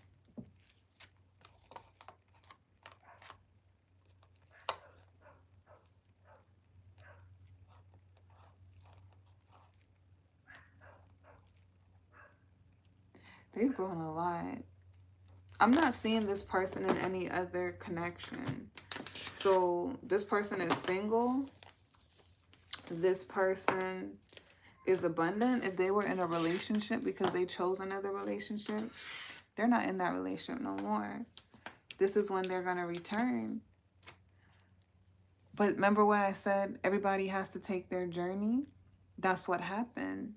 These two separated, but I don't know where my timeline cards are. These two separated, but it wasn't, it's like they weren't supposed to, or at least for the feminine, maybe even the masculine, it just feels like they were supposed to separate. Whatever fallout they had, it was the ending. It was a real ending. And then that masculine, whatever he had to go do, he had to go heal himself. But the feminine awakened that in him, and he also awakened in her, like, not to rush. Like, you can get hurt when you rush into things because the connection could have been very fast, right? It could have happened very quickly to where none of them had a plan or anything like that, and then it just ended. So he had to go heal himself, free himself to where he was truly independent, and then he could come back. And then this feminine had to go on her journey as well. Do what she needed to do for herself, meet other people. You saw she met other people, other loves. And they had opportunities to be with her. So it's like these counterparts, they always have an opportunity to grow, but they still make choices, right? Regardless of what they're dealing with, they do, but they have the choice. But the ones that do the work, like, they're going to come back. The ones that spirit tell you they're going to come back, they come back because they've done the work, and now they're more aligned with the feminine. But it took some time for this masculine, but he's ready now, because I feel his energy present energy. The King of Wands has walked away, or he is walking away, or he walked away in the past. But I don't see him coming back or anything, or trying to claim the relationship. I feel him like he's in that cycle. He's still in that cycle of how he feels he needs to be by himself and fix himself. So the only person that's coming out as ready is that King of Pentacles. So I feel like Spirit is saying take a chance on the King of Pentacles. But that's for those of you guys who went through this cycle.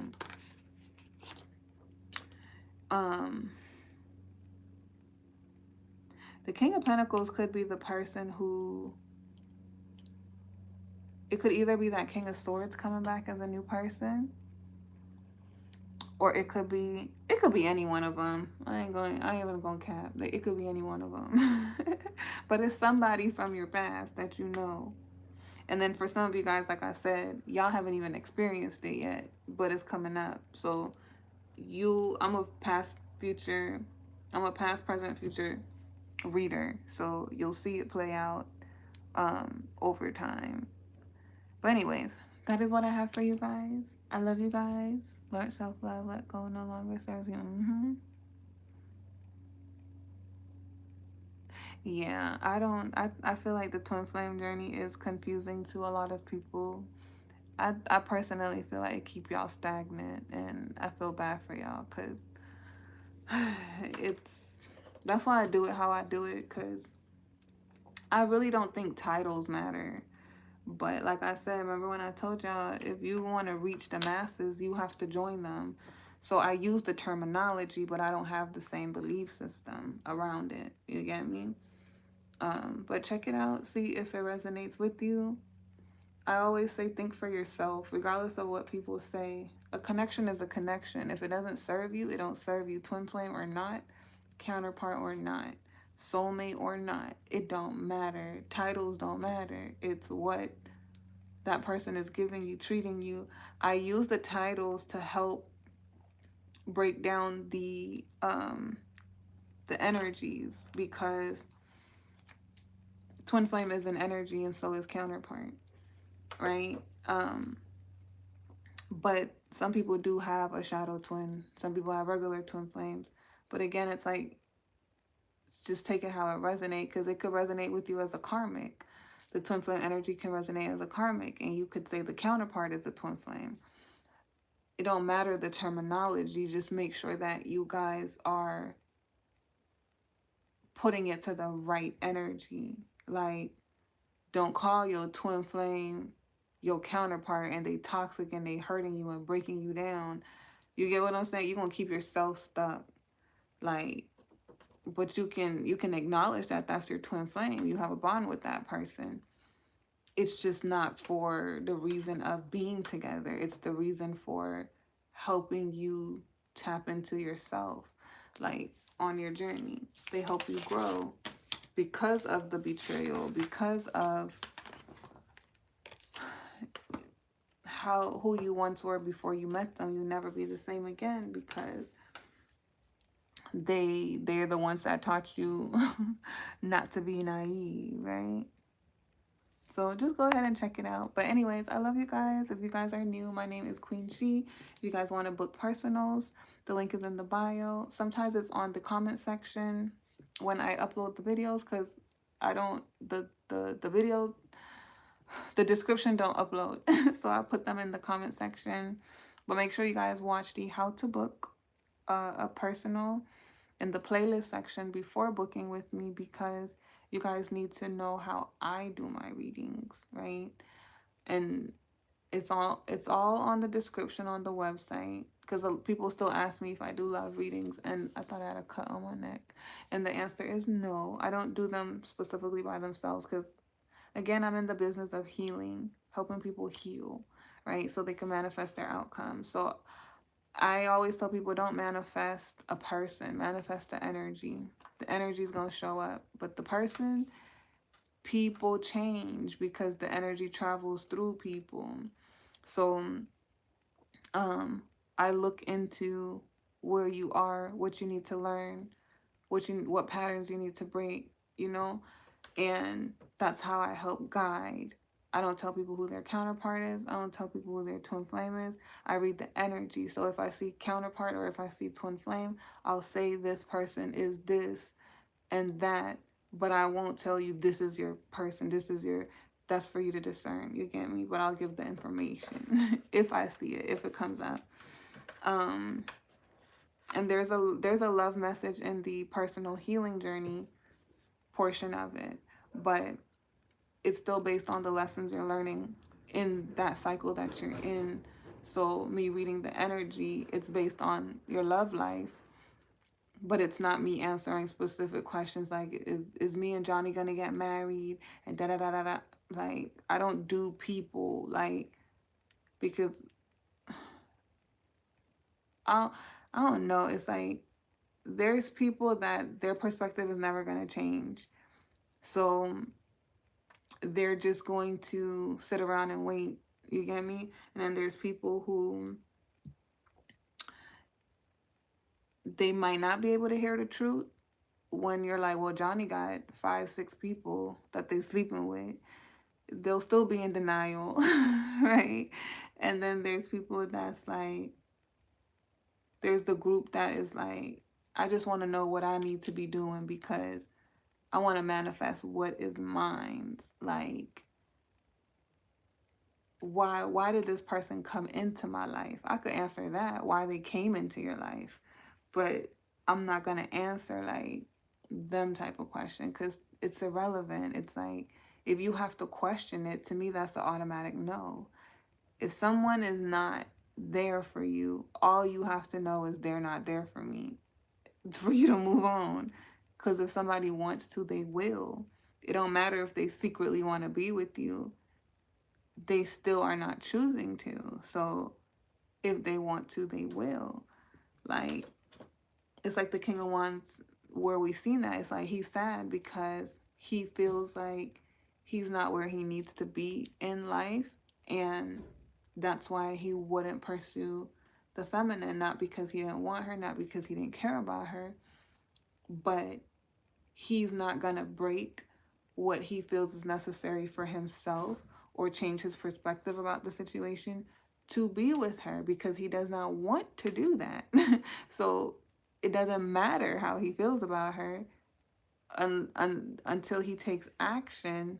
Your feelings is invalid because that's just how you feel, and feelings come and go. That's my take on it. So I feel like certain things will just keep you stuck. But I know some people want to know. And then I build up relationships with my clients. When I build up relationships with you guys, then I kind of like give you guys a little bit more leeway when I see that you're healing and you're growing. But I don't offer them because that's all I would sell is love readings, love readings, love readings. And that would drain the fuck out of me. Because I'm just not that reader. Every reader is different and they're called to different things. I don't think there's nothing wrong with love readings as far as like tarot readers that do them. I just feel like for me personally, I don't have that calling to do it. I have a calling to help people understand the dynamic that they're in and work through it so they can manifest the right energy. I don't have the calling of like focusing on that person that you're in the dynamic with, because that person can get booted as soon as you're doing that inner work and you just like, you know what? I was actually in this connection because I was codependent. It was reflecting a lack within me. I'm done with this person. I'm not even attracted to them no more. So that person no longer matters. But if you're moving through the energy, the new energy that come in, it's going to always be a new energy. So what's the point in reading on those energies when we're trying to get you to your divine counterpart? You get me? That's just how I look at it. That's why I can't do it. And I grow so much. So for my collective, I can't help but share that information with you guys so y'all could grow. I don't even read the same where I started off in my energy. I think that it's become more, especially for those of you guys that's been with me over the years, like you've seen the changes, because it's like I think it's more structured now, because Spirit told me I would lead twin flames into divine union, right? And that's when I had a different belief system about twin flames. And this was before I even became a tarot reader on YouTube. I already knew my path, because when I did my inner work and I talked to Spirit, it was always like strict. It was always like focused on me and what I needed to work on and what I needed to heal. Even in my twin flame connection, because I was with my twin flame, but that's my shadow twin. So even in that connection, Spirit told me what was going to happen and how it was going to happen. And I didn't believe it because I didn't think my intuition was that strong. I thought that I was making stuff up, because I'm like, I would get so many different interpretations. And I'm like, one of these scenarios are going to play out, because they always do. And the scenario that played out was that things weren't gonna last with my twin flame. He was gonna betray me. I was gonna be heartbroken, But what Spirit was revealing to me, I had to go through my own journey to understand the dynamic and experience what a shadow twin was. And then Spirit started to reveal to me we have multiple twin flames. Because I was on the whole thing everybody is on. What you mean? Twin flames is not toxic. We don't have multiple twin flames. We have one twin flame. You're not in a twin flame connection. You don't know what you're talking about. When you're in it, they mimic counterpart energy. That's because they're wearing a mask. They're mirroring you, right? And it's not a mask at the same time, because that's their light energy, but that's the duality between the light and shadow aspect of yourself. That's what your twin flame journey is about. It's a whole journey on its own. It's not for you to be together. It's for you to come into union with yourself. coming into union with yourself is you balancing your duality. But see, everybody in this world don't understand or could comprehend that perspective of duality, polarity. Everything is polarity in this world. But that's because they're never going to. It's not in their contract. Some people are just way more enlightened than others. And a dual person operates different than someone who is light and someone who is dark. They're both. So everybody don't have a shadow twin. That's for the dual people because it's a part of their journey. So that's what I be talking about when I'm like, everybody's not on the same frequency. We all could be spiritual, but we're not at the same like enlightenment, right? So even with readers, you have readers out here who are telling you about twin flames, but they're only passing along what they've been programmed. Spirit give me downloads. I don't research. Everything is just me and spirit because I don't look for anything outside of me. So even when I was in my twin flame dynamic, what I always had a rule with myself: once you show me you're not who you say you are, you're out the door. I don't care, twin flame or not. I knew he was my twin flame, but that wasn't enough for me to stay in a miserable connection. So that's the way I think, you get me? And I cared about healing, and I cared about growing, and I cared about like changing my life. I felt like all I had was me, and I wasn't going to let anybody ruin that. So I just kept developing, and I got the information, and then the information became structured where it's like, oh, these are two different dynamics. This twin flame is counterpart, but a lot of people think they're dealing with their counterpart when they meet their twin flame. So they're stuck in cycles, low vibrational energy, because everybody's telling them this is who you're meant to be with, and y'all not thinking for yourself. So I teach y'all how to think for yourself. I teach y'all to think outside the box. Don't follow the crowd. If it don't feel right, it's not right.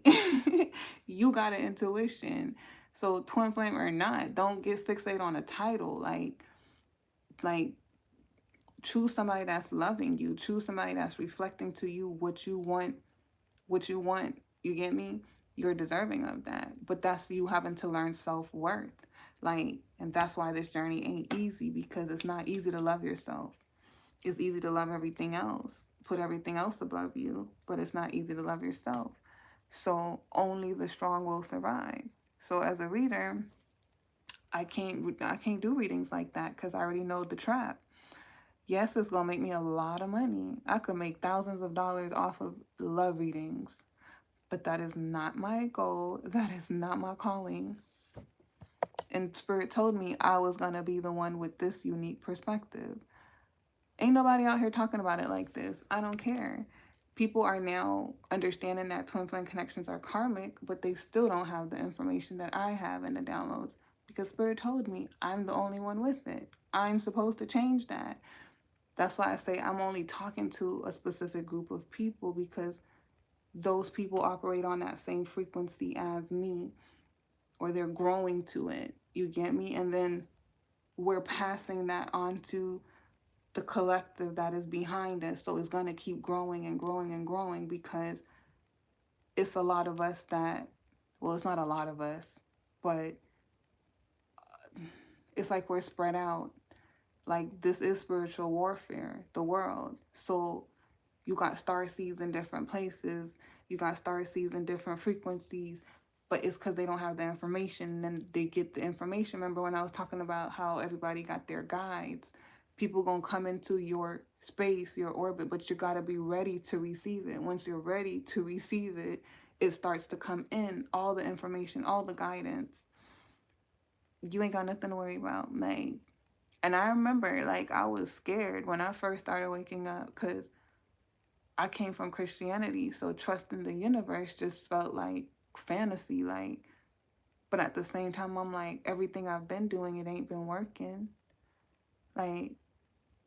And I feel more happier when I am following what's in here. You get me? I didn't know it was going to take 4 years to build. Well, it's 3 years I've had Coffee with She and Tarot. But yeah, I sacrificed a lot. And I didn't know it was going to take that long to build it. Because when I would have these readings and it would come out, it's like, your abundance is coming in. It's shifting, da-da-da-da. That wasn't my cycle, but I'm past, present, future. I was reading for the collective, and I'm a part of my own collective, but that wasn't my future yet. You get me? And then when I would do my own readings on me, Spirit would tell me it's coming, but you got to be patient. You got to work through this. You got to work through this. You got to work through this. And I understand why I had to do that, because I wouldn't have been ready for the abundance. I wouldn't have been a great leader. I wouldn't have had my reading structured, because I would have profited, but then I wouldn't have had the information to dissect it. Like when you're given a concept, you're given information, you can't just spit that out. Like, it's not going to make sense to people. You got to lower it, because in my brain everything makes sense, but when you have to translate that to an audience, you have to make it make sense. You have to meet them where they are so that they can understand it. I can't just spit out what's in my head. So I had to learn that. Like, this is what this is. This is what this is. Okay, when I'm doing personals, how do I dissect this reading? I have to have it structured. So I'm looking for this. I'm looking for this. I'm looking for this. How do I get them out of this energy? Okay, we're guiding. So let's give them the information they need to move through the energy. And then let's continue this like that one-on-one relationship, because once the energy starts moving, now we're in the new cycle. It's graduation.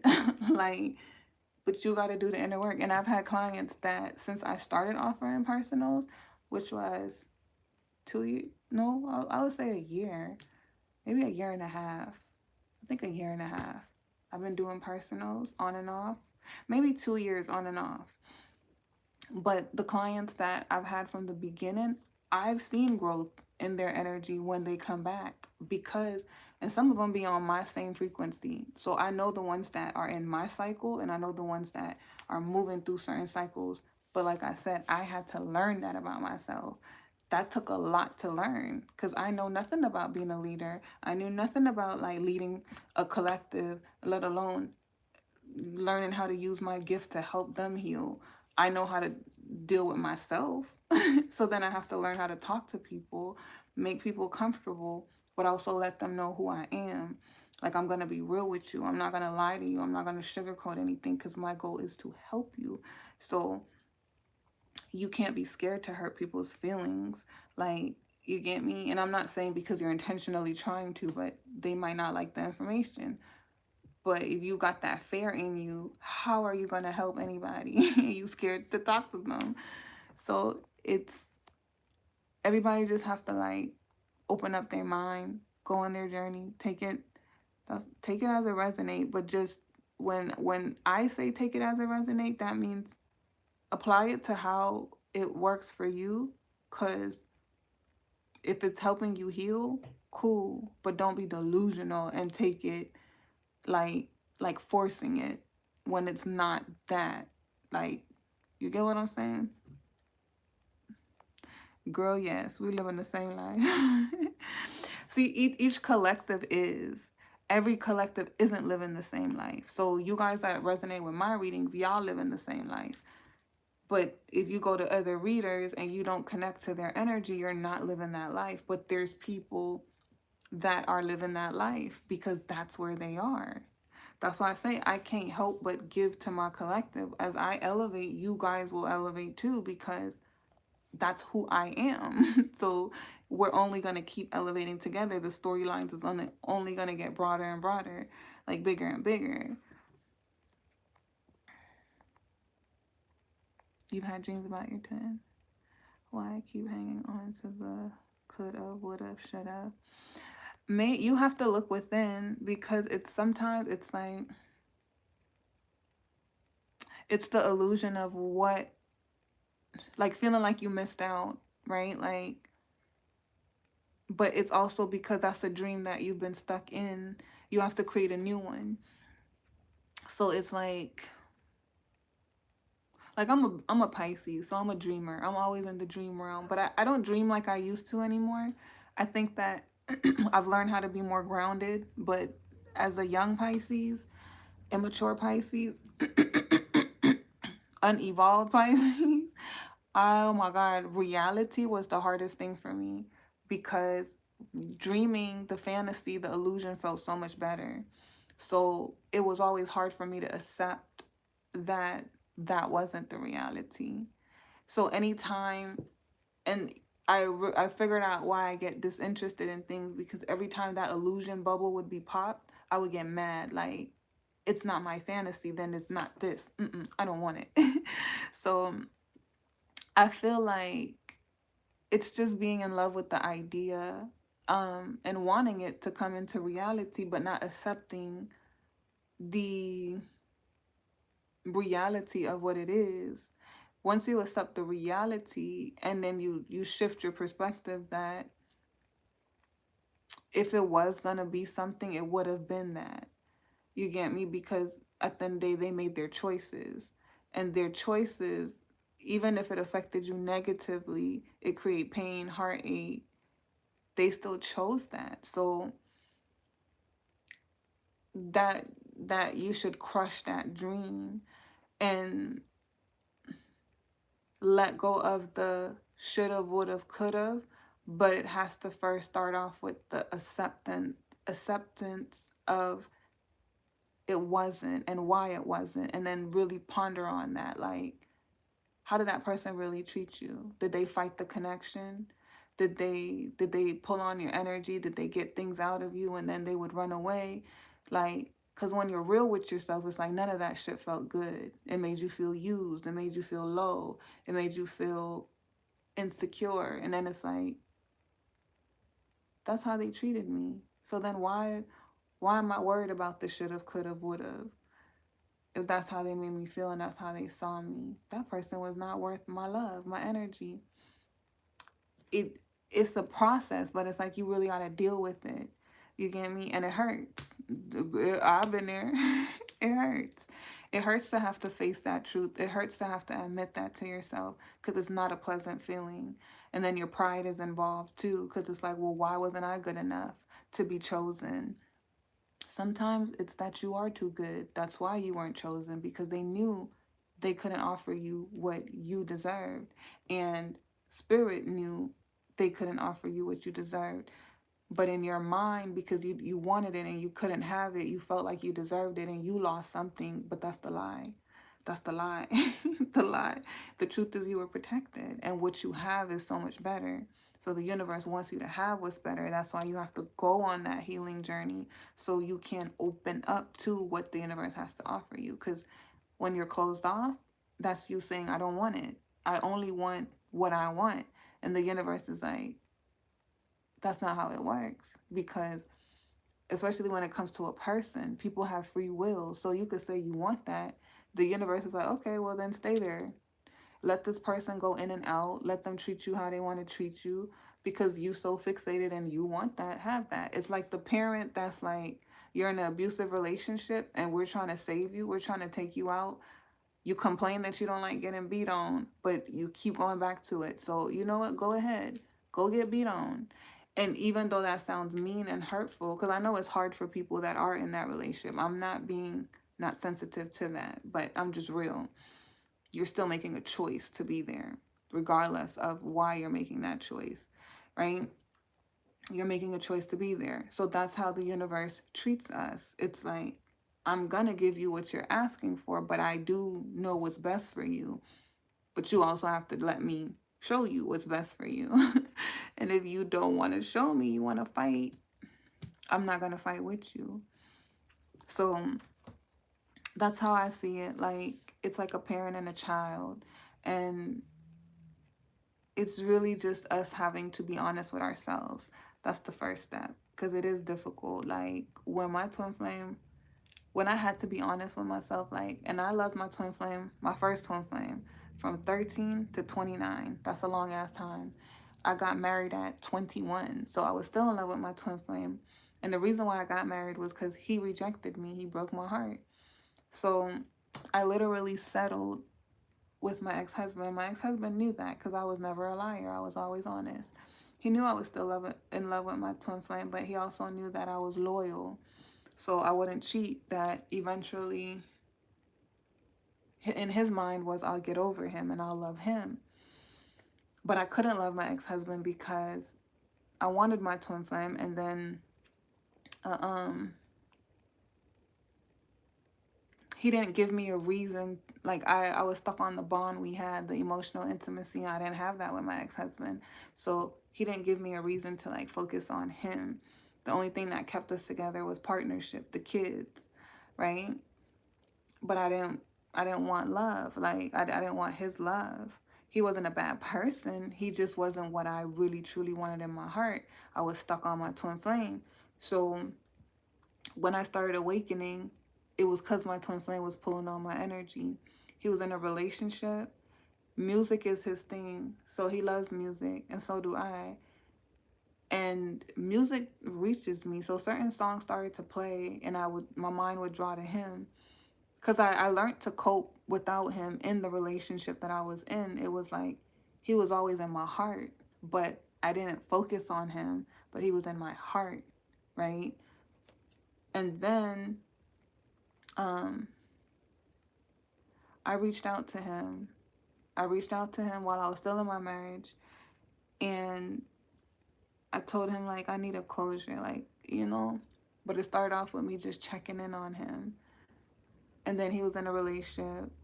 I had seen it all on his like Instagram page, but I wasn't trying to be in a relationship with him. I was just like, because we had a friendship, we were best friends. So when we was 13, we met. We lost our virginities together at 14, and then our relationship was always complicated because there was underlying feelings, but we never moved past friendship.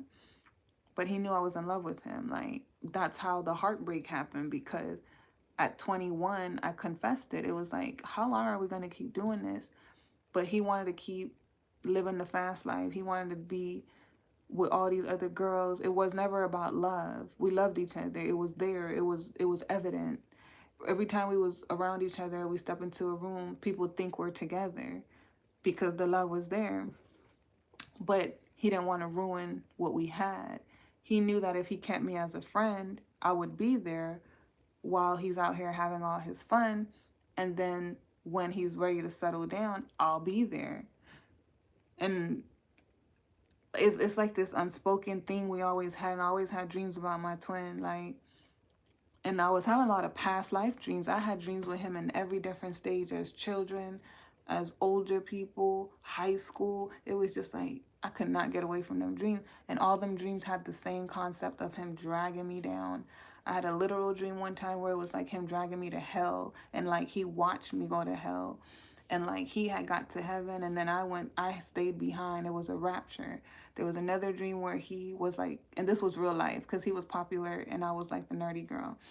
We were opposites, like really like the movie type stuff. But and we went to the same school because he was also my neighbor. So sometimes we took him to school. But he was popular. So when we was at school, he would act like he didn't know me. You get me? Because I wasn't popular. But when he started to see his friends like me and be attracted to me, he would get jealous. So, because they didn't care about my status. Like, they're like, she fine, but what? you know? And he would notice that, and then he would get jealous because it's like, he felt like I was pretty enough, but he felt like I wasn't cool enough. So the dreams I would have, it would reflect that same thing. Like, he would be with his friends and they would be driving by in the car, and then he's laughing with them while I'm walking, right? It's like teasing. And I'm like, he was like that in real life. Like, he cared about his image, he cared about status, all of those things. So I was just like y'all. Like, I had him in my heart. And then when I finally reached out to him and I told him I needed the closure, we got to have that conversation. But I had already made the decision I was going to get the divorce. At the end of my divorce, I did a lot of like shit where it was just like I didn't care anymore because I was going to get a divorce. But that's how I was awakening. And he was pulling on my energy because his heart always was mine's. Like, we were always for each other. It was an underlining love that we knew was there.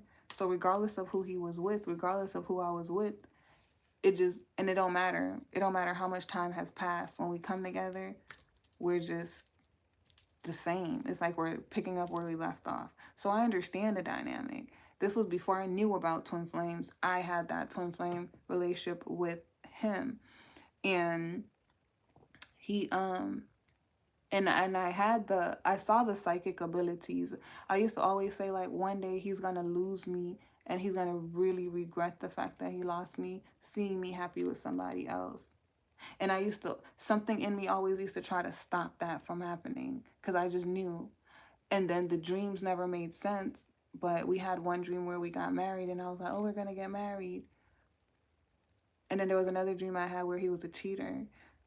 All of them dreams was warning signs, bro. Like, they were so specific, but I was too asleep to understand the spiritual aspect of it. But I felt the spiritual aspect of it, if that made sense. But I couldn't understand it. And then when I met up with him, when now I'm 29 at this point and I'm going through my divorce, right? I'm grown now. Now I've learned certain things. Like, I was a child when I fell in love with you. I was 13. That's why I be telling y'all, look at the concept of, like, where you are, how you love a person, because it changes. So if at 13 you're only loving someone based off of the attraction and how they make you feel, you have no idea about partnership and how a connection is going to work. So you can be stuck on a person for so many years just because of how they made you feel. That's not enough for a relationship to work. Feelings come and go. They can make you feel mad. They can make you feel sad. They can make you feel happy. But that person character, you get me, their consistency, that's what matters. Because if they make you happy, they're going to keep trying to make you happy. Not because it's a facade, but it's because that's who they are. So anyways, I got closure, but then he didn't want to stay away from me. He wanted to have me like the side piece while he decided to stay in that relationship. But he had that opportunity to leave her too while I was leaving my connection, and we could have been together. But again, he chose what he wanted. That was the point of me telling y'all that story. It's like, regardless of the love we had, he always chose what was easier for him because his image mattered, because he had the girlfriend. She was the girlfriend at the time. He had one child with her already, and then she was pregnant, so he was having another child, and they're both boys. So I already knew he was going to stay because he wanted to be in his kid's life. A lot of them do that. Like, and they care about the image. So for society, if you leave a woman and you get me, like, you got your sons, he's going to be looked down upon. And then you go be with another woman who got her own set of kids, you're going to be talked about. Like, they don't want that. So that's what was more important to him, was his image over our love. And that's what I be trying to explain to y'all. It's like, it don't matter how someone feel about you.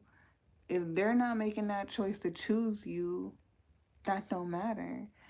You're just going to be stuck there in feelings. So my twin flame had thrived for so many years in all the relationships he was in because I always held him in my heart. So he always felt me there.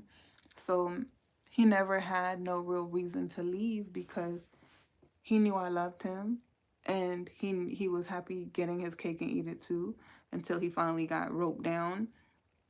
And then in that connection, I feel like that's where he was calling me, and I reached out because I didn't understand what was happening. But it just became an overly obsession of, like, I'm thinking about him and I feel like I gotta reach out. And I did this thing where, like, like, when I know somebody, I know how to get into their stuff. But that twin, he loved music and he had a SoundCloud.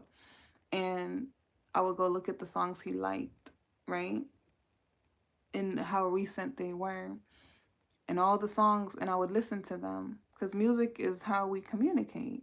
I would listen to them, and all those songs would talk about him missing this person that got away, let go.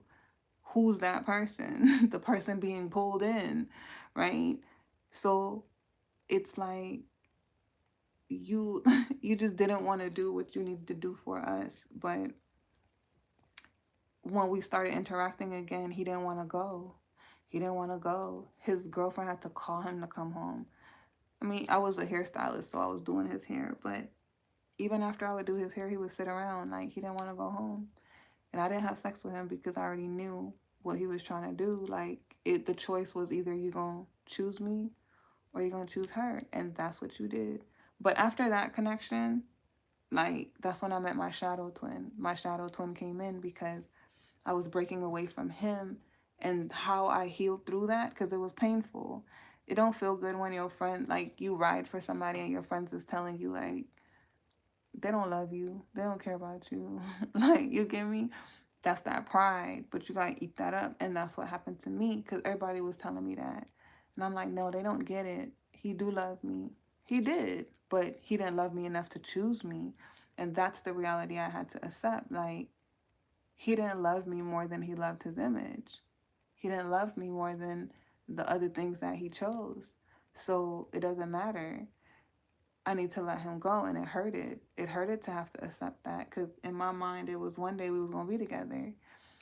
Because even at 29, I still would have given everything to him because I still loved him. But when that love finally cracked, where it was like, it's been too much time. That's when I made that choice to move forward. And everything, and I kept asking Spirit. This was when I first started reading tarot, and Spirit was just like, you need to accept the truth.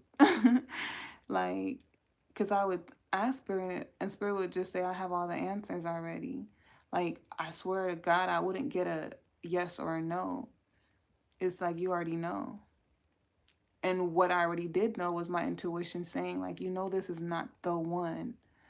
You know this is not the one because they never treated you the way you wanted to be treated. That's not what you was manifesting. When you're true to yourself, you wanted them to be the one, but they're not the one you were manifesting.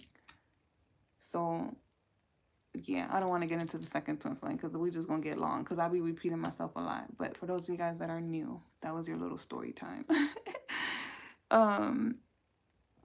But along the journey, it's like people give you more and more love, and people hurt you, but you understand yourself different. Like, it's more so about you. It's like, I accept this. I love that. I want that in a relationship.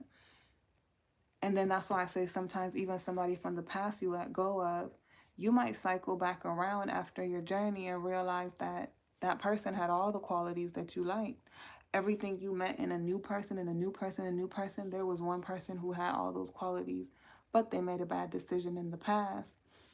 They needed time to grow. And you might have had it made up in your mind, I'm never going back to them. They hurt me too bad. They don't deserve me. But that timeline, and then they end up being everything. They were already everything that you wanted. It's like, you don't have to hold on to that. Like, you're free. You don't have to hold on to that. You could change your mind. You can just enjoy your life, enjoy your journey. Just focus on growing. You get me? But anyways, that's what I have for y'all. I was supposed to get up off of here. I remember my teenage love. Them teenage love is crazy. You woke up from one dream while dreaming. You tripped on his deep, girl. What?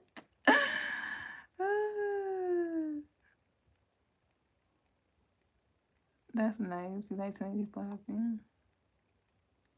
You're welcome, Charlie. Oh, I love my babies in their 20s. Yeah, if you learn that now, you're gonna be good. I'm 33, and my spiritual awakening happened April 2021, and I started from scratch. So I've been elevating very, very quickly. Like, and I had kids. I had a husband. I moved from a whole nother state. You get me? I have footage of it, you guys. Like, I'm going to put together that document. That time is coming up. The ones that's been here, y'all know. I keep talking about that documentary, but I have it on footage. Everything. Like, because Spirit told me to do it. This was before I became this person. And I understand why Spirit told me to do it, because Spirit was like, people aren't going to believe you. You got to show them. You got to show them. and I was still figuring out my path. There was just certain things I knew. It was like, I know I gotta move. There's something in Texas for me. I don't know what it is, but that's what Spirit told me. So I'm like, I gotta move. He told me I was gonna meet my soul tribe here too. So I was like, I gotta move. And then he told me start my channel. This was after I had already moved out here, and I was living in a horrible situation that I was not happy in, but I did it. And then I was dealing with my twin flame. I was on my twin flame journey with my shadow twin. I was visiting him in jail. He was out here too. So it's like I had love, but I didn't have love. It was like love at a distance because he was behind the glass. So I had times where I felt like I'm in a relationship, but I'm by myself. You get me? And those were things that I had to look at. Like Spirit would, when I would do reading, Spirit would tell me that. It's like how the way that my relationship was, it's like you're in prison too. But we don't think about stuff like that on the surface because there's nothing for him to give to me but emotions. But it's like I'm in prison too. That's the reflection. Because I'm trapping myself because I'm giving myself to something that's less, like, not saying he's less than me, but it's not deserving of me. It's less than what I deserve. I'm lowering, like, what I could have. And you see how it was a waste because then that was 2 years I did that. He came home and everything fell apart in a month. And we've been broken up ever since, 2 years now. So it was all lies. It was all, I didn't gain anything from it. But I was smart because I knew dealing with him, I was taking a risk. So nothing I lost, I really lost. I'm just a principled person. I'm like, if I needed that shit, you would have fucked me up bad. But I'm not stupid, so I didn't mind spending the money. I didn't mind, you get me? Like, because I wanted it and I cared. But would I ever do it again? No. And do I thank my twin flame? Yes. Because he helped me see another side to relationships where you can love someone and you could be sleeping with the enemy. I was too empathetic. I was too naive. I'm not the same way no more because I tapped into my shadow, which is him.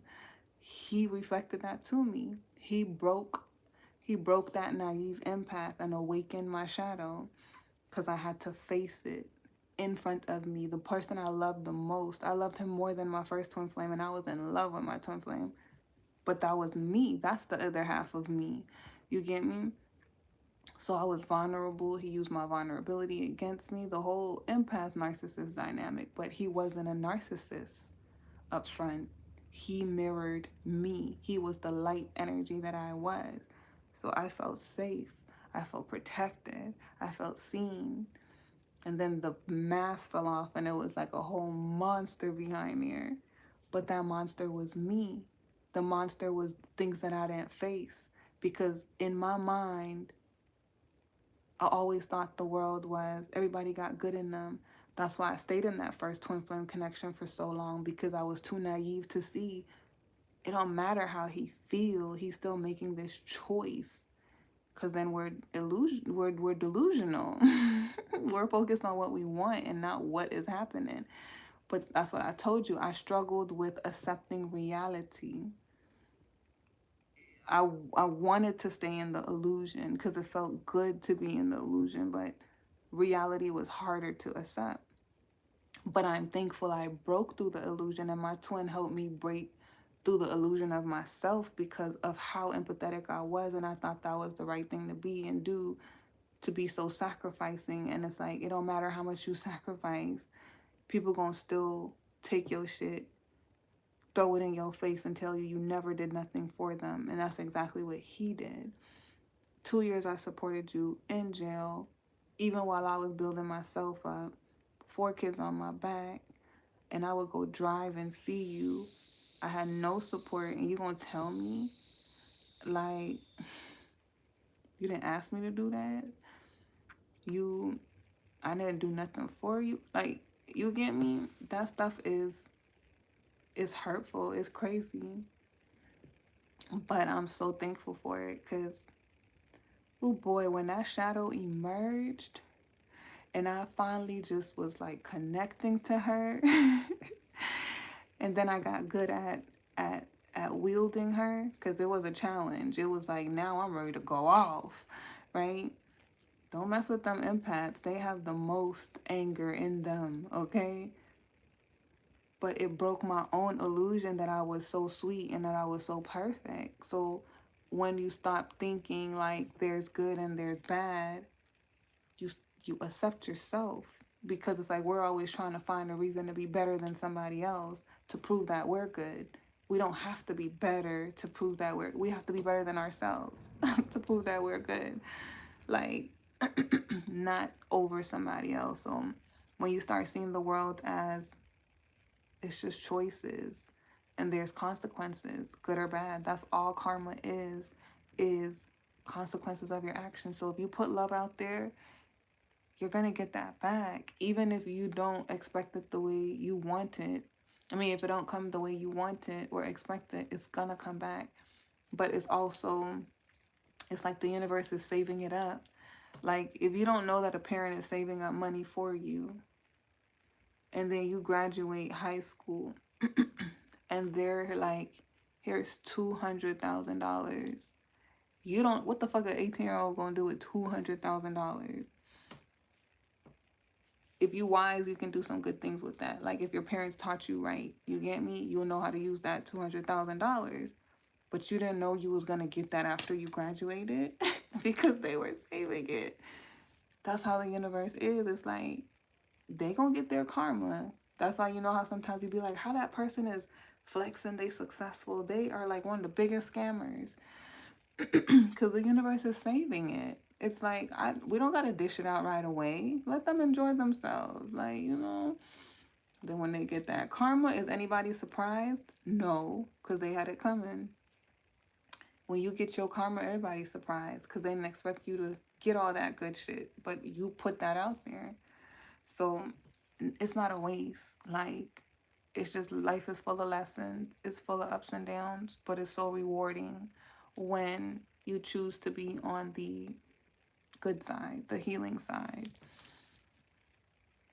And but you really get good when you learn how to balance out your duality and accept that you are both light and dark. You are both shadow and light. You both, like, no one should ever be mad at themselves for the mistakes that they make, you know, whether they were poor choices or good choices, because you're human, you know. Don't let people take advantage. Yup. My ex was just like my dad. He was homeless. I built him up. Oh, wow. I let him. And see, that's trauma passed down from your dad.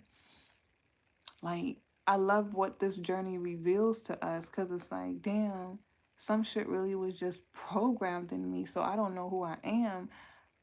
I expected it because it's what was given to me. It's only what I knew. Oh, love some money. He never paid me back. Karma is real. Yup, heaven and hell is within us. I love that.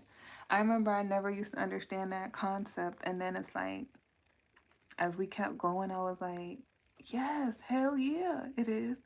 Because think about it. You create your reality. Even in the Bible, you're made in the image of God. What does that mean? That means you are God, right? If he created you, you have the same power, authority, because you're made in his likeness. So even if you have a version of it, you still have power to create. So you either gonna create heaven or you're gonna create hell. And sometimes we're born in hell. You get what I'm saying? I was born in hell. And you gotta make it through and get to heaven. Those people born in hell is a testimony for the other ones to rise up. Like, nothing is by accident, nothing is in vain. And you got some people who born in heaven and then they go to hell. And they have everything and they gotta lose everything because they gotta experience how good they had it. So we're all learning the same lesson, just in different ways. That's why we got the light people and the shadow people. And that's why twin flames mirror that dynamic, because it's so deep. Like, everything is a reflection of us and our inner world. You know, the situations we're in is because we created it. Some of it we were born into. But just because you were born into something don't mean you gotta accept that. Stay there. Like I said, you're creating it because you accept it. If someone tells you you're never gonna be nothing in life, you accept that. Don't pursue your dreams. Social media is stupid. It's a waste of time. You accept that. If you don't accept it and you reject it, that's not your reality. You're gonna get yourself out of that space. Uh-oh, immigration issues. Oh, wow.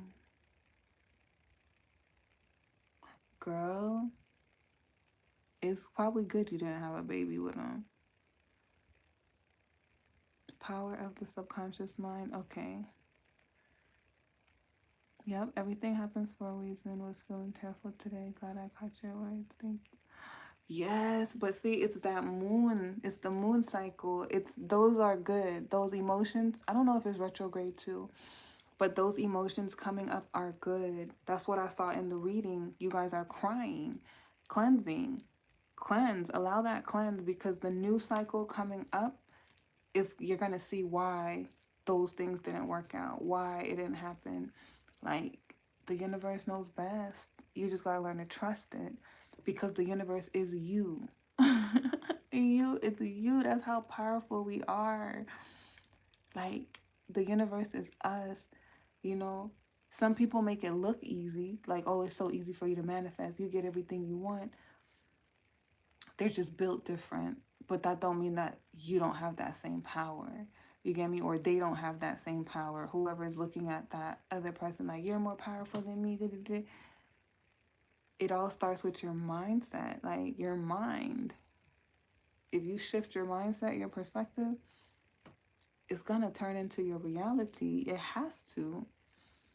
Because, like, when you say I can't, you won't. When you say I can, you believe you can and you will. Right? Just those two right there. Oh, you don't want kids late. But you're still young enough. You're still young enough. I had my first kid at 18. And my last kid, I think, at 25. Maybe 26. 26. I can't remember. 26, 27. Either 26 or 27. And then I'm 33 now. And I still want another family. Like, not saying that like I'm trying to get rid of my other kids. I love my kids. But I have all girls. So when I say another family, that means like I want to get married again. And I want to have more kids. I want to have boys. I don't want no more girls, Lord, please. But I want some boys. And I'm still young enough to do it. And I had this thing where I had to take this pressure off because I was mad at Spirit. Like, Spirit, I want my kids now. I don't want to have kids after 35. You know, more complications, all of that stuff. But Spirit just kept telling me, like, be patient. He said I'm going to still get pregnant. Like, we got to let go of them timelines. It's going to happen when it happens. It's going to be good. Thank you, Charlie. I want 2 boys, yes. I would have 4 if I can. I love kids. I've always wanted to have a big family. So I want a husband that like wants that, you know? And I would accept someone who have kids too. Like, it don't matter to me because I love kids. The only thing is I don't want nobody with the kids the same age as my daughter because I got a 14-year-old. So I would not want them to have a 14-year-old son. And that's the only thing I'd be worried about. Because these kids bad. It's not like when we was growing up with what am I trying to say? Like step kids. It's like with step siblings. Like, we were more respectable. We didn't think like that. But these kids are nasty. They fast, and you can't trust them. And I feel like they're hypersexual. Like, they're very, very, like, they don't have no fucking self-control. So, I don't know. I'm so hungry. I'm about to go, y'all. Hold on. I'm reading. Oh, you got pregnant at 23 and 24? Excuse me. Excuse me. Oh, excuse me. I thought I was done. Some people get pregnant all the way up until late 40s. Yeah, they do. I never forget one day I was in the emergency room with my daughter, and this lady found out she was pregnant. She was over 40, and she was like, "What the fuck? Like, I tied my tubes. Like, if you're supposed to have a baby, you will." Oh, 808 was on there, angel number. The body is good for, about 4 kids after that is going to cause damage. Oof, I didn't even know that. Some people be having like 10 kids. I'm craving to be a mother. Aww. It's perfect. I couldn't keep my pregnancy. It breaks my heart. Just keep trying. It's really you finding the right partner now, you know?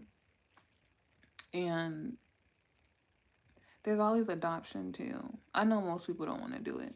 If it came down to me, I would adopt. I just need a husband that would be open to it. Like, I would. That's how bad I want them boys.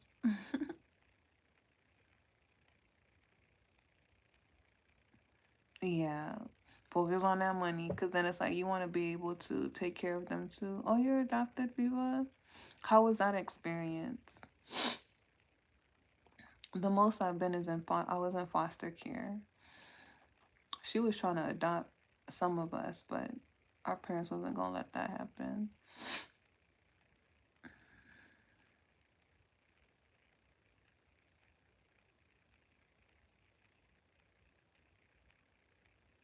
Don't feel guilty. Remember, everything happens for a reason.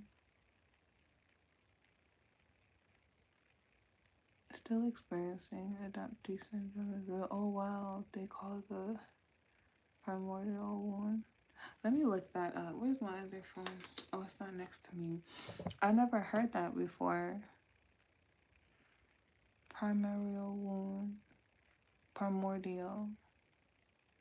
Yeah, I could imagine, because I would feel like there's a lot of curiosity, and then maybe having issues identifying yourself.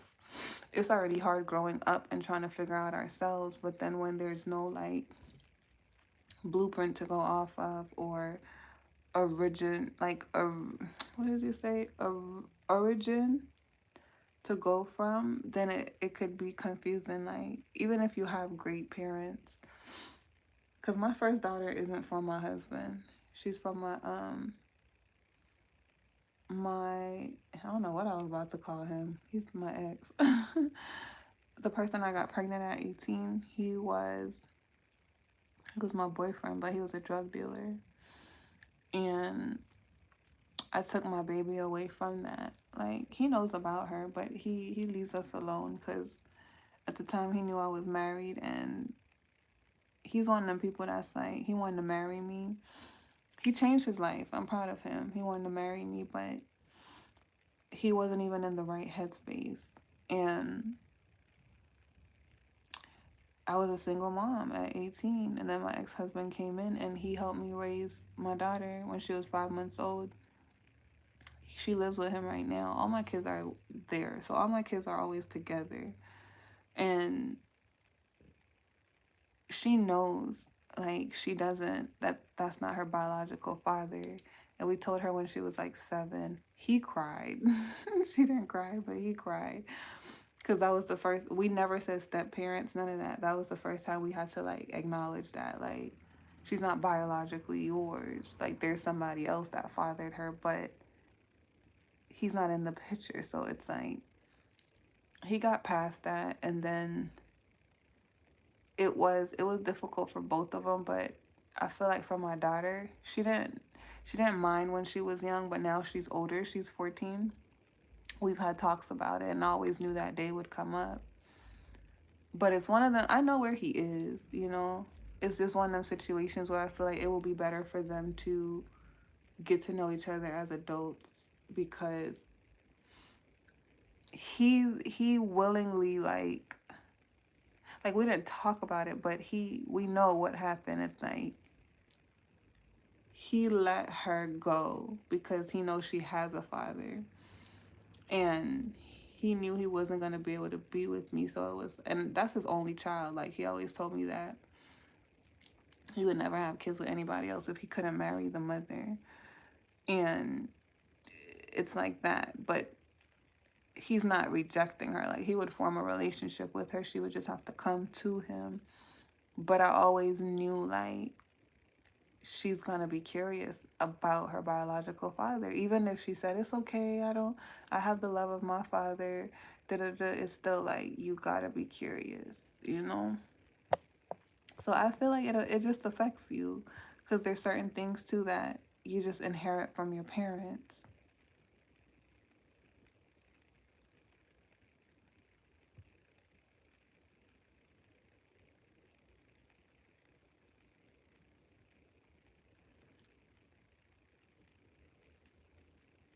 Oh, I love that. You had a good example of love. I love that. That's beautiful.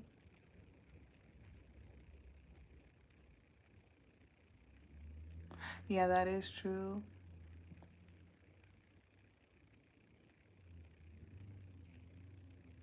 They had kids and regret it. Oh, man. Hi, Racer. Yeah, we were talking about love problems. Then we just started traveling. You got 99 of them? And thank you, Charlie.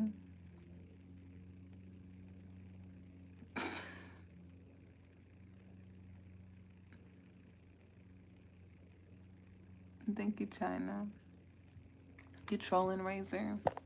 But anyways, let me go, y'all. Y'all gonna have me sitting here talking. I need to go eat, and then I'm gonna go do some more readings that I need to upload. Probably, I'm most likely gonna upload them in the morning, because you guys do pretty good with uploads in the morning. For some reason, y'all don't do good with uploads at night, but y'all do good with lives anytime. So I'll have those videos up tomorrow. But you guys have a beautiful, amazing day. I enjoyed you guys' company. Hope you guys learned something, and just feel encouraged, uplifted, keep moving forward, because we be sleep. Keep moving forward. I think it's the time zone. Most of you guys resonate with the morning. It's better for you. Like, my morning is probably like 3 o'clock for y'all or something. I think that's why it's like that. But you guys have a good day, and I will see you guys again soon. Thank you guys for joining. If it resonated with you, make sure you guys hit that like button, and I will see you next time. It was nice talking to you too. Oh, you in the UK? Woo-hoo. Shout out to the UK. Bye, y'all.